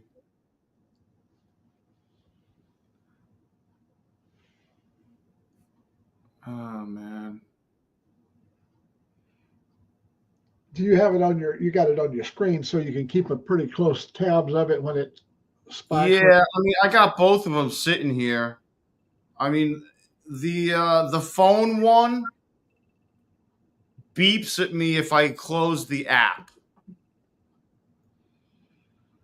And they both have alarms, but I got to unlock this one every time I open it. Yeah. You know, so they're pretty much I'm plateauing, but I'm not going up, which I wouldn't mind doing. I would like to go up to like 150, 175, and then plateau there, and then leave it on automatic mode and go to bed. Like that's why I wanted another coffee. I mean, I could have another coffee. Like I'll probably be up for another hour at least, but you know, I gotta stop drinking coffee at some point. This is for Buck Brown.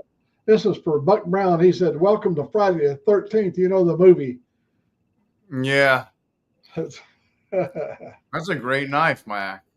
This thing is so sharp. I keep it sharp, but I got an opportunity to get that. There's a fellow that made knives in Vietnam that was stationed over there at Fort Lewis, and he made me a Bowie knife.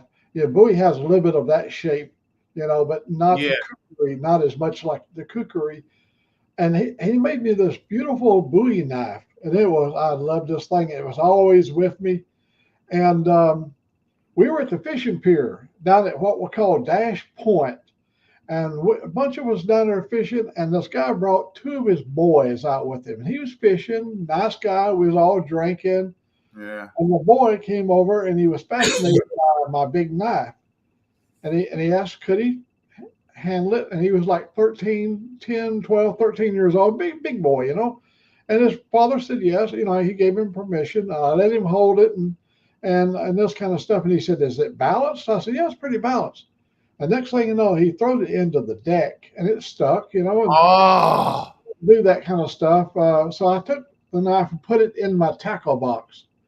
Next thing I know, somebody was saying something. I looked to my left, and he was fixing to throw my knife again. Before I could see anything, there's a big old bolt in the deck. It hit the head of that boat and bounced into the Puget Sound in 300-foot water. Oh, That was into that. oh my God. But you know how they say karma? You know what karma is, right? Oh, yeah. Well, the kid was going around there, and he went over to another guy's tackle box, and he had a triple hook. You know where you got 3 hooks on it? Yeah. And he was going to throw that triple hook into the Puget Sound Bay. And when he went to toss it, it buried the hook into his hand. Oh, good. Yeah, we had to dig that sucker out of that little old whining little pissy ass boy, you know. Yeah. I enjoyed doing that. Oh, I bet you did, Mr. Mac. I bet you enjoyed getting that treble hook out. Did you have to cut it and push it through? Yeah. Oh, yeah. Once you got a hold of it, then I split the backside so I can get the barb out, you know. No, his little feet was going, ah! Yeah. Good. After we got him all fixed up, and we poured some whiskey in his hand to stop the infection or whatever, the daddy took the boy home. It was good to see him leave the pier. Yeah. That's crazy, man. You don't let nobody play in your tackle box. You don't let. No, like, what do you like? What was the guy? What was the guy's father doing? Where was Dad? He was there, but he was doing his fishing thing, and every time he'd be out there casting, whatever, then the boys would be running, doing stuff. You know, he was about the biggest of the three boys that came with him. Oh, and, there was more than one. There's 3 of them. Oh, they all should have been blowjobs. The little one did not make a whole lot of ruckus, but the middle son and the older one was one. It was the troublemakers, and they would run up and down the pier. And you know, while you're trying to concentrate on fishing, you got somebody running past you on the pier, and because you got to hold back this big old rod. You know, this rod's like 12 or so feet, big pole to cast out to get away from the pilings and stuff. Yeah. And you can't have your kids run around when that's going on. Yeah, there's a big current. There was a big current flowing through there. It was what's called the Tacoma Narrows. The water flows really fast, so I had to use a diving plane to keep the water stable, keep the bait stabilized.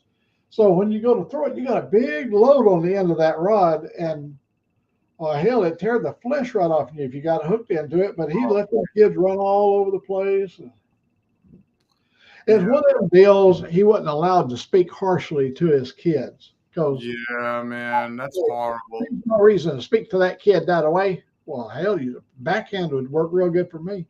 Yeah. I don't know if I told you that. Remember I told you that story? The family services came to my house, and they were like, I heard you hit your kid. I'm like, yeah, if he talks to me like that again, I'm going to smack him again. I was like, just so you know, he's going to get the backhand every time he talks to me like that. So you're going to come here a lot, or you're going to stop coming here. So pick your battles. But that kid is not going to talk to his father the way he talked to me. Because I was the only disciplinarian in that relationship. They could have, you know, she thought they walked on water, which they didn't. And my daughter always respected me, but my son was very disrespectful. Just like me when I was a young kid, probably. And I started nipping that right at the bud. You know, we don't need another one of me in the world. Better call the Whambalats.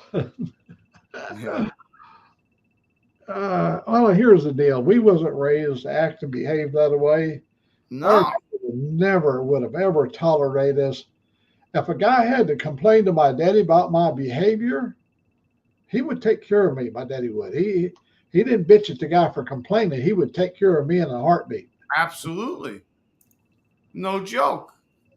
Serious as a heart attack. You didn't want anybody telling your dad that you were not behaved well. One time we was coming home from school. I was in the 5th grade of school, and there was a girl named her name was Louise Brown. And Louise Brown was kind of like a bully, a girl now. And I was a boy, of course, but she and I got into a Donnybrook up on the road. And the fight was on. You know, you ain't supposed to hit a girl. You was raised not to do that.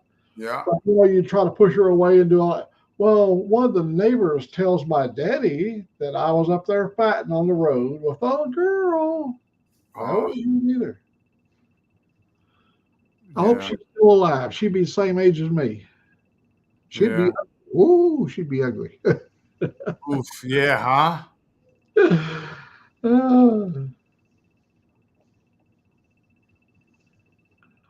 Yeah, absolutely, Buck. Yeah, I mean, my grandfather had a whistle from his porch once, twice.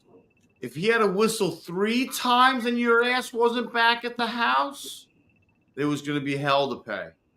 Because my elementary school was right around the corner from their house. So when I was a little kid, I would go to my grandparents' house after school, and they would babysit me until my parents got done with work. And let me tell you something. If I wasn't back at that house, and there was very rare moments I wasn't back at that house by the 3rd whistle. Because my grandfather was 6'3" and he weighed 350 plus, and he was a large man. He was a longshoreman. Oh, absolutely. We was raised with a yes sir and no sir thing all of our life. And Buck, I'm going to tell you what, this Louise Brown could have whooped your ass. Yeah. She could have whooped mine. You know, if both of my grandfathers lived longer, like I lost one grandfather, I was 5. I lost my other grandfather when I was 10. My life, we would have been a lot different.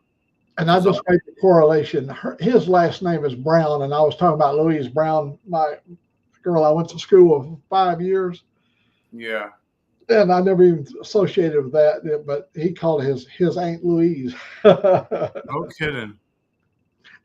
We know it ain't the same woman, but because she would be she'd be 84 years old. She was probably the same age as me within a month or 2. Yeah. My daddy could take his belt and he could pop it. He would hold the belt buckle in one end and he'd push it like a loop in the center. Pow! Ooh! You didn't know what was coming next. You knew what was coming next, is right. My dad did that. I was like, oh boy. I was like, that's not good.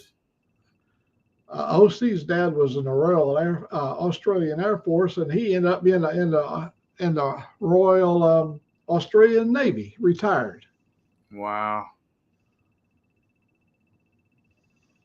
Yeah, man. I would behave too. My dad was in Vietnam. He was very quiet. He was a man of very few words, my father. But when he spoke, you paid attention.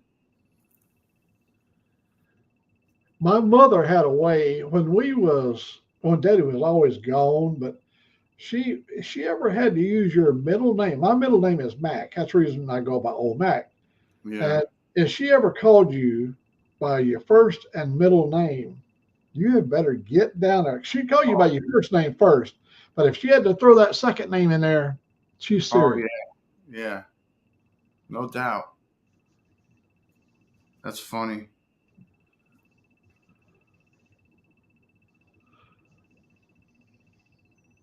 I'm at 132. Still trying to wait it out a little bit. And it's pretty perfect. When I got back to Alabama, I met a gentleman over here that lives probably 5 or 6 miles from me. He's a really super guy. And we got to talking one time, and I told him about going to Pinckney City School. And he said, you mean up in Jefferson County? I said, yeah. He said, my mother went to Pinckney City School. I said, what was her name? And her and I went to school for 5 years together. No kidding. Ain't that something? We still have a good bond between him and I. He's a ham radio operator. We get together. One time he came over and he brought a couple of 12 packs or 18 packs. And Yeah. under our tower, we sit out there, me and Joe and him and a couple other guys. Man, we sucked down a lot of brews out there on a hot July night. That's great. That's fantastic. And he You wanted got a lot of Spanish moss by you? none. None. Really? Okay. Uh, we There's just, I think it gets way too cold up here now. If you go down by Montgomery, you know what we call down in the L.A., Lower Alabama, you'll find Spanish moss everywhere down there because you've got that warm air comes up all the way up to about Montgomery off the Gulf. yeah, We yeah. don't get that effect of the warm. I'm 291 miles from the Gulf. Okay.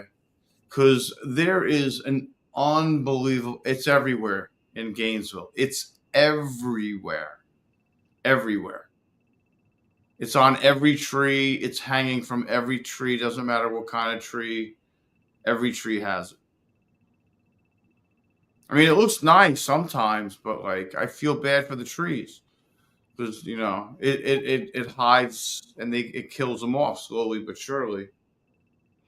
You know, I stopped down there in Louisiana, Lake Charles, Louisiana, and I picked Ruth, my wife, a big sack full of Spanish moss. It was just hanging everywhere where I'd pull over and park. I put it in this big garbage bag and I bring it home and I put it over here in the closet and I tied the top of it.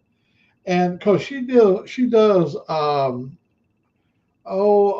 she'd make these wreaths and stuff, and she'd use that Spanish moss as part of the decorative, and she'd stick. Oh, she was really good at that. Yes. She went over and got her bag out and reached down in here and pulled out a big wad of that Spanish moss. Her arm was covered in little spiders. Oh my God. There was all over her, on her, all crawling up her, little spiders. I don't know. Oh God, we checked that bag was just full of spiders. They had hatched in the closet. Oh yeah, they did. Eggs in the moss, and then it hatched over here, and little spiders everywhere. Yep. Wow. That's crazy. Yeah, chicks and spiggers. He said chicks and chiggers like Spanish moss. Yeah. Yeah, it is a fungus. You know, that's like, you know, when we was kids, mistletoe. Yeah, it's airborne. Because, you know, you could get a kiss under mistletoe. Well, it's another, it's like not a blight, but a fungus that grows onto the tree. Yeah. Yeah, mistletoe. That's crazy. And it's so beloved, mistletoe, when we came up. Evasive, nasty pest. No kidding. That's crazy. I didn't know mistletoe was like that too. I had no idea. I thought mistletoe was like the holly bush. No, mistletoe grows onto like an oak tree. It grows as a it winds, it carries it and it gets latched onto the tree and it sucks the nutrient out of the tree. And the mistletoe is, yeah, it's not good. It's like a parasite. Yeah, parasite. That's the word I was looking for. That's crazy. I know the Spanish moss is definitely a airborne fungus. That's how it blows from tree to tree to tree. It spores and it blows the spores in the air and they go to the next tree and start a new colony there, and you know, it's crazy. I'll tell you, the biggest thing we have around here as far as nuisance goes is that doggone what is that damn weed that grows so, it's a plant, it grows all the way up to the top of the trees. It grows really fast. It grows like a foot a night. Kudzu. Oh yeah, That stuff will take over. Yeah, that stuff's awful. Herpes. I heard that name back in the 70s. Did you ever hear that name? Chinese elm is another one that will grow anywhere. and useless as anything more than toothpicks. And of course, OC doesn't have any claim of having any working knowledge about herpes. I don't either. I don't know anything about that. Kudzu, that thing is a. That's what it is. Yeah. Herpes is forever. What's a meat mushroom? I've snorted some psilocybin mushroom. Meat mushrooms? No. The hell's a meat mushroom? I've eaten a lot of mushrooms, but what is a meat mushroom?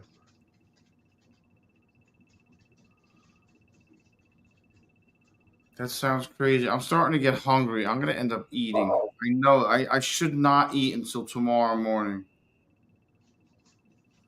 You know, I was so sick I threw the extra bacon out. Like I didn't trust anything. Like I thought I was food poisoning. After I figured out what was wrong, I realized it wasn't food poisoning. And I tried to get the bacon out of the garbage for Leia.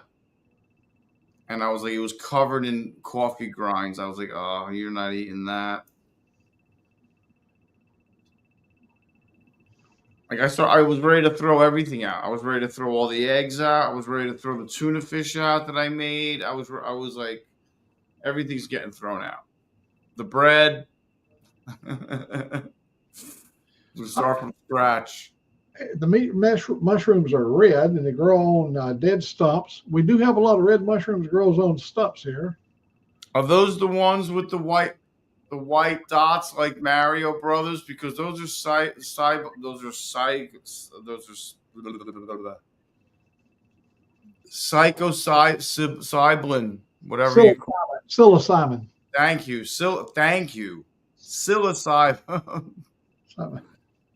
That is what it's called. I think you could trip on those ones. The Mario Brothers are tripping mushrooms. I took a 6-hour trip on it. Now, I didn't want to ever take another trip like that. It was a trip of a 6-hour nightmare.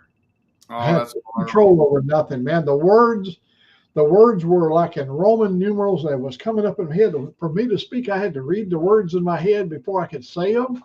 I got stuck on the word "the," and I was trying to explain the word "the." I can see it right there, but I couldn't say it because my brain was whacked out. You got to be like, it's something that needs to be, especially for the first timers or whatever. It needs to be embraced, and you need to be ready for it and around amazing people. Yeah, so that they can help you through it if something goes haywire or you start to have a bad trip. They can pull you out of it. You know, they can make you happy again and put you on the correct path. Yep. But yeah, I've had bad trips before, and they're not pleasant. Oh no. Yeah, I sat through a Nassau Coliseum Dead show, sat in that chair, and I didn't move. And at the end of the concert, Bobby turned and looked at us, and put a spotlight on us and said, "Good night." And then the show ended. And people were following us outside the show. And the story behind that was my friend Jeff was very impatient with purchasing the acid and letting it kick in. So by the time we went into the show, we purchased 5 hits of acid, and who knows how many of those 5 hits of acid worked. So between the both of us, we had 10 hits of acid. And needless to say, we were tripping so hard we couldn't even dance. To the point where one of the aisle guys came down and shined a flashlight in our face and asked us if we were okay. Yeah. So that was my Nassau Coliseum show that I never, ever, ever want to go with Jeffrey ever again to a concert. You remember the Beatles had that song Day Tripper? Day Tripper. So we are all just as innocent as can be. We had no clue it was about drugs. We didn't know they was talking about taking a trip on drugs when Day Tripper came out. And we thought he was just kind of one of them guys that would get in the subway and ride the subway train or something, you know. And a guy explained to me, he said, "No, man, he's taking a trip trip on acid. He's doing, he's tripping out. Yeah. I mean, don't get me wrong. Like when I only tripped out one time when I went to Vegas, and it was the first 3 shows, and it was the middle show I tripped. And it was by accident. Not by accident, but just by chance, let's say, that some dude walked behind me and said free acid. And I was like, ding! Did he just say free acid? I think that man just said free acid. You got about 7 seconds to go follow that guy, or he's going to disappear. And sure enough, I followed him. I watched him sit down, make sure he wasn't a cop. He sat down with his wife, made eye contact. I'm like, are you serious, bro? He's like, oh, yeah. He's like, come up here. I went up there. I sat down with him. And he gave me free acid. And I ate it. He's like, would you do 1 or 2 at a time? He's like, I would do 1 at a time. I took both of them at the same time.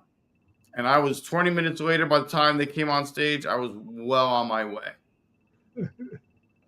And it was the most amazing show.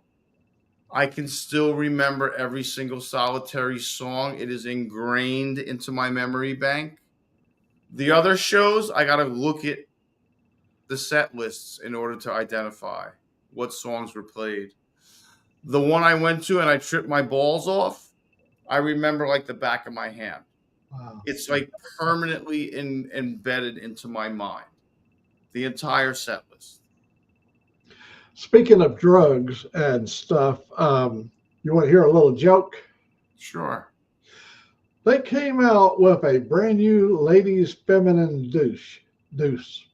Oh boy. You know, like Ladies Even Spring, or they all got the names.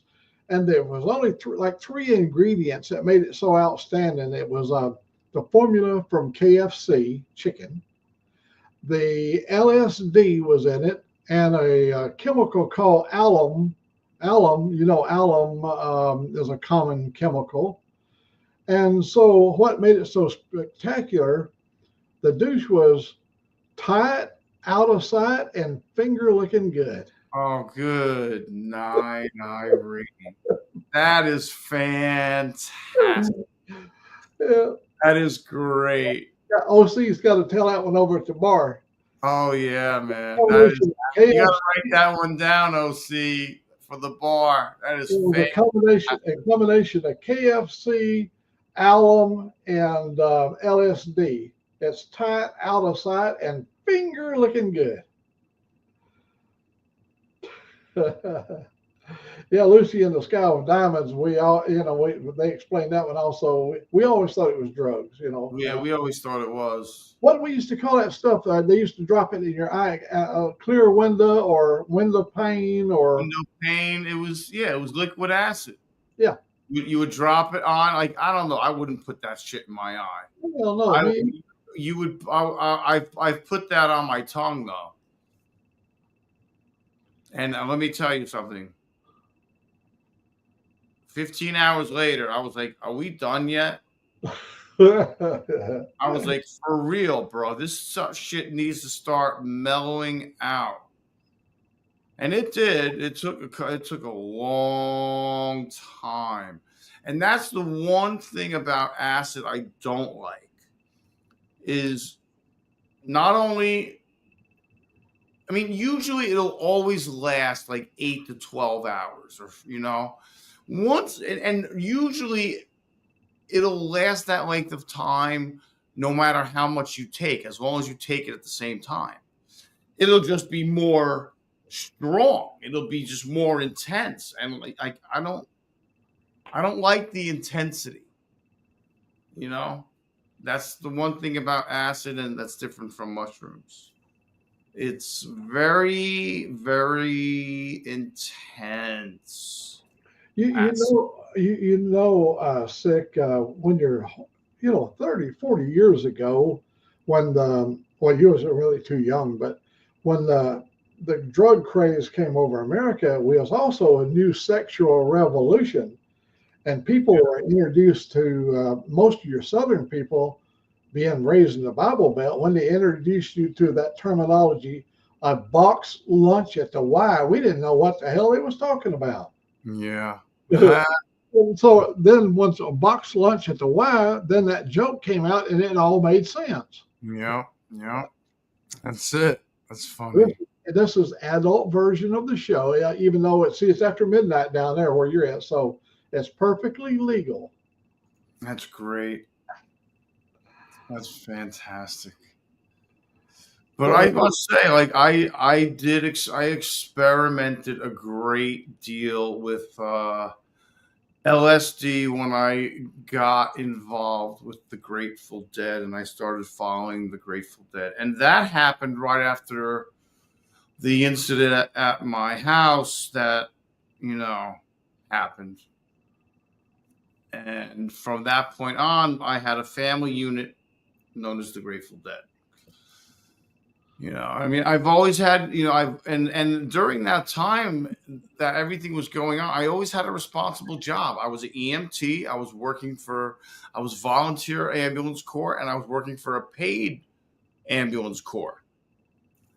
But I was also going to 15 nights at Madison Square Garden and tripping my balls off every night. And after you run out of sick days and vacation days, you start going back to work for the last 3 days of the tour a little crooked, a little off kilter, maybe. And then you'd be like, all right, again tonight. Here we go. Because I was 19, 20 years old, 21 years old, and I was invincible, And my mother just tried to kill us, so God. What did I have to lose? You never know what a guy is carrying on his shoulders until you have a little sit-down sessions like right here, and I don't. That's the reason I find myself being less and less judgmental about anything, because my God, you don't know what they have lived in their whole entire life. You may see the person you would never even think about anything like that. And then you begin to talk and kind of come open and start talking about things. And I mean, look at me, an old 84-year-old guy. How in the hell would I know about LSD and all that kind of stuff? I lived through that period of time. Yeah. Did you see OC's joke? She has dad jokes. Two blondes walking into a building. You think one of them would have seen it? Oh, boy! That's great. That's so innocent. That's great. Yeah, it was a rude awakening for a Southern boy to learn these terminologies, and because when the sexual revolution came into place, or when the drug period came in, I was already a grown man. I already passed college age, and so but everybody I knew was way younger than me, because the people I worked with was engineers and stuff like that, just out of school. And they brought in a whole new world of stuff I didn't even have no understanding of. But by 1977, I was getting a pretty good grip on life. Yeah, I mean, like, did I use drugs as an escape? Absolutely. Without a doubt. But I also kept a responsible job and functioned like a somewhat responsible human being. I wasn't stealing. I wasn't robbing people. I wasn't, in the gutter. Like, I was, just making it happen. I had, by the time I was 18, I had no parental supervision from 18 on. Right. My mother was in a mental hospital and my father was in a burn unit when after that happened. And then they were both in the hospital for a while. And I was told to go live with my grandparents. I was like, I'm out. We have rules here. Yeah, no, I gotta go. And I went and lived with my friend at his house and then I, got my own place eventually. I was making good money back then working for the ambulance corps. I was making like 21 an hour back in 1990, 1991, 1992. That was big money for a 21-year-old kid, 22-year-old kid to be making an hour. I was making buckets and ducats, and I was working overtime, and anything overtime was double time. So, they taxed the shit out of it, but it was still buku bucks where I could go to every night at the Garden for the Dead, and I could have a car, and I could have a motorcycle, and I could, trip out on acid every single night and have tons of weed and, blah, blah, blah, and do my thing. Escape, whatever you want to call it. But to be honest, the weed made my learning disabilities kind of like allow me to concentrate and focus on tasks. All they ever wanted to do in elementary school and middle school and high school was pump me full of Ritalin. And when I was in middle school, I used to spit it out. And then she used to watch me. I spit it out anyway. I was like, I ain't taking this shit no more. I was like, I don't want it. It makes me feel like a zombie. And it did. It made me like a zombie, bro. And the weed just mellowed me out and allowed me to concentrate I was like 13, 14, 15 years old when I started smoking weed. When my wife died, I was depressed. So I went to my doctor, my family doctor, and I was telling him about my level of depression. And I'm an upbeat guy, I'm never low. And I explained to her that I was really in a state of depression. And she said, I've got just the thing for you. And so she gave me a pill. I think there was 12 of them in there. Said, only take this when you feel anxiety or whatever. It murdered me. It took my life away. I was a zombie. So I told her, I said, hell, don't ever give me some crazy shit like that. I want to live and be upbeat. Yeah. I just don't want to have this feeling of darkness about death, Yeah. And so she modified it, gave me another one, and I just can't take that kind of stuff. The other one left me like 2:00 in the afternoon, I'd have to sleep. It would kick me through the next day, and I'd go, oh my God.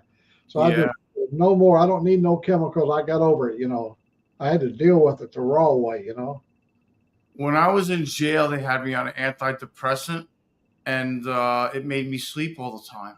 I was like, you're giving me this shit. It's making me Paxil. I think it was Paxil. And I was like, I'm sleeping all the time. I was like, no wonder why I'm not depressed. I'm not awake to be depressed. I was like, you're going to give me this pill. It knocks me out. I was like, stop giving it to me. I don't want it. Yeah, I'm with OC about the grouchiness and the belligerence and stuff. I go through that. I'm thinking I'm looking at me being at the end of the line. I'm running out of time, but I've got so much life that I could be living and doing, and I just can't imagine it coming to an end. But I'm a realist. I know nobody has a time limit, but I do know historically you ain't gonna get out alive. And so I think some of the depression was brought on also with the fact that I'm realizing I'm seeing all these other people going away. My time is coming, but I've learned to get over it. It's not a dreaded factor or nothing like that anymore, because what will be will be. Que sera, sera. What will be will be. You can't obsess on that. Like, we all got a time clock. Eventually it's gonna. Mine could have ran out last night. It almost did. Yeah.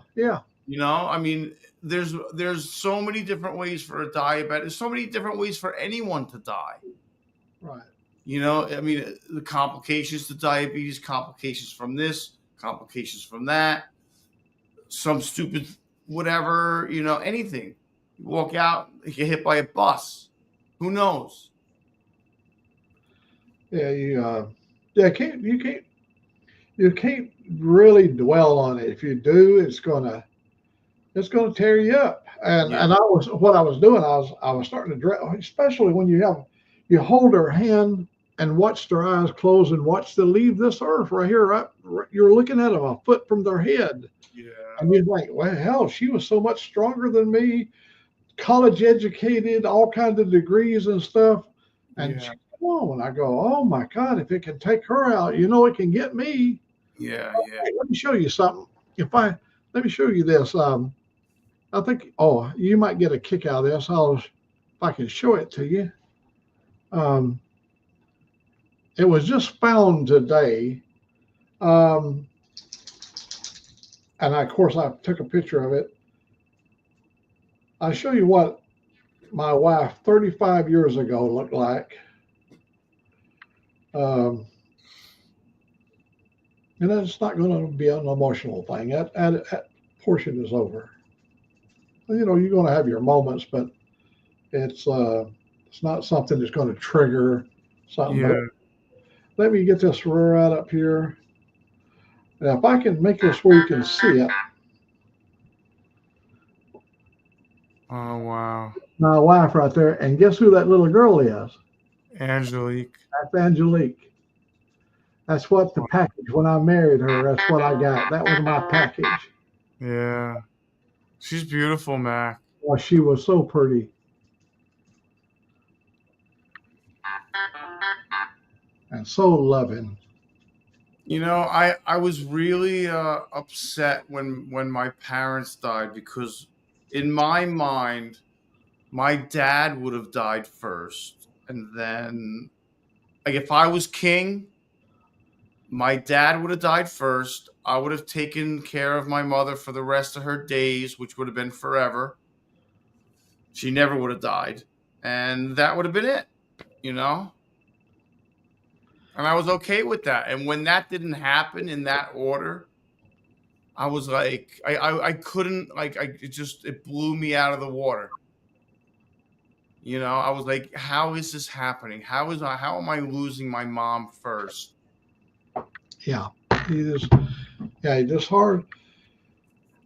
Realistically thinking you're going to lose your parents. And then the deal is, as a father of many children, you don't want to lose none of your children. No. I've not lost any. My children are all still alive, and I've got a tribe of them. God Almighty. I got a lot of women who had a lot of babies, and I've got children living in other parts of the world, grandchildren. And all mine are still alive yet. And how blessed I am with that, that they're all doing well and that kind of stuff. That's great. And of course, when our time comes, that is really, that's the strongest tie you got in this world is to your mama. I'm not like a mama's boy, but she was the love of my life. I think I dealt harder with her, loss of her, than I did Ruth. I selected Ruth as my mate, and unfortunately, she didn't live longer than me. I thought she would outlive me, and she was going to bury me and everything. We got a family plot up here. She's going to put me way up here, but that's all been changed. And I took her up to the funeral place, and Angelique's got it all arranged that she will do the shake and bake, and then she'll take me up there where my family plot is, and they got a little thing they'll dump the ashes in there, Now, we took Ruth all the way to Washington State and buried her up there in a river. We put the ashes in the river that she used to kayak on. That's nice. OC, I agree. Live each and every day to the fullest of your ability. Don't fret over little things or things you can't change. I try each day to be better than I was the day before. I started really doing that, unfortunately, very recently, when I quit smoking cigarettes in May of this year. I quit smoking cigarettes, I started taking care of myself a little better because I was very sick. And I started hanging out with all of you guys and a lot of people in the community. And I realized that I was worth something. I wasn't a piece of shit. I wasn't all these things I had concocted in my head that I was. And, you know, I had value and I had things to offer and give and all of that. It changed for me at some point over this recent journey in my life. You know, I did not deal with losing my parents well at all because I was their caretakers. I took care of my parents and they both died within 2 years of each other. And that was the first thing I said when my mother died. I was like, he's not going to make it 2 years. Again, and 2 years to almost the day they died. My dad died May 3rd. Wait, let me think about that. March, April, May, June. Yeah, May 3rd, my dad died. And May 27th, my mom died. But one was in 18 and one was in 20. So yeah, and like everything I went through with my ex down here, you know, like you gotta live and you gotta do things and you gotta hang out with your friends and I gotta kick myself in the ass for not going to the concert with Buck Brown. I should have went, you know. Shoulda, woulda, and coulda, and could have. You know, you're going to run across that the rest of your life. You know what you should have done or could have done and didn't do, and yeah, you can harvest that over and over in your mind, like how things could have been better or different. But what you do is now, the next time you come to that crossroads, you know how you want to lean in that direction. That's going to take you for more mind fulfilling. You know, where you don't have these dreadful thoughts of I wish I'd have done this or. Yes, exactly. Because you know what? No regrets. Yeah, no regrets. I remember the tattoo. I had no regrets.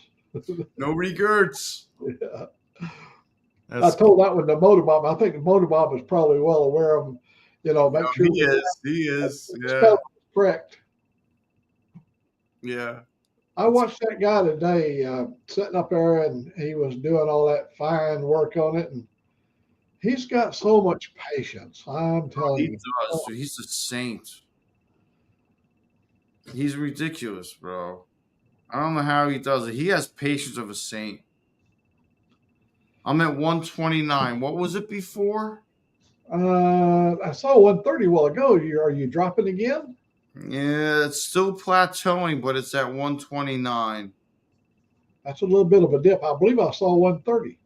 I think we saw 133. So it dipped 4 in the past. Let me look at the history. History detail.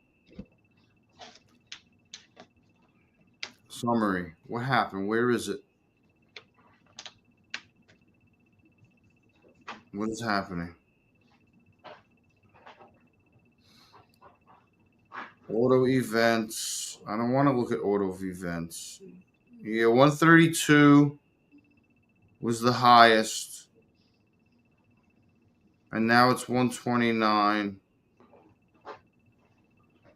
This is giving me 5-minute increments. So 104, 129, 1259, 128, 1254, 126, 1249, 127, 1244, 128, 1239, 130, 1234, 132, 1229, 132. So it's trying to maintain itself. I just got to wait a little bit. And I had that piece of toast without shooting. I had the Snickers without shooting. And you had one of those pills. And I had 2 of those tablets. And it's been at least an hour, kinda. Maybe. I don't know. But I'm feeling a little tired. Buddy, I think I am going to close her down. Reason being is my little dog wants to go out, and once I take him out, he'll want to go to bed. Yeah. And so I got to get that done. And my big dog, he's already over in the bed asleep. The little puppy, he needs to be out. Well, the 14-year-old puppy. Yeah. And he said he's looking right at me. Yeah, you know I'm talking about you, don't you? Yeah, he knows. They know when they're talking. They know exactly. Yeah. The puppy eyes. Ooh. Daddy's talking about me. OC, thank you for hanging in here. Oh, hang on. Thank you, OC, for hanging in here with us. That's fantastic. Oh yeah, you got to get your puns in while you can. Yeah. I just hope OC remembers that joke about the ladies' evening product. Summer. Yeah, that's LSD, Kentucky Fried KFC, AFC, and alum. and alum. See, alum makes you pucker. Alum, if you put a little bit of alum on your tongue, it'll make your mouth pucker. Okay. That's the idea, if she used the summer eve, tie it out of sight and finger licking good. Finger licking good. That is fantastic, Mac. That is if you be fortunate enough to be having a box lunch at the Y. Maybe people don't do that anymore, but they did back in the 70s. Oh, hell yeah. Hey, buddy. Good night. God bless you. Mac. I'm hoping things get better. Let me see. Everybody is where they is. Thank you, OC. I'll see you later. I'll see you guys tomorrow. Good night, buddy. I'm going to go ahead and sign us down, take us down, and see y'all tomorrow sometime. All right. Good night. Good night.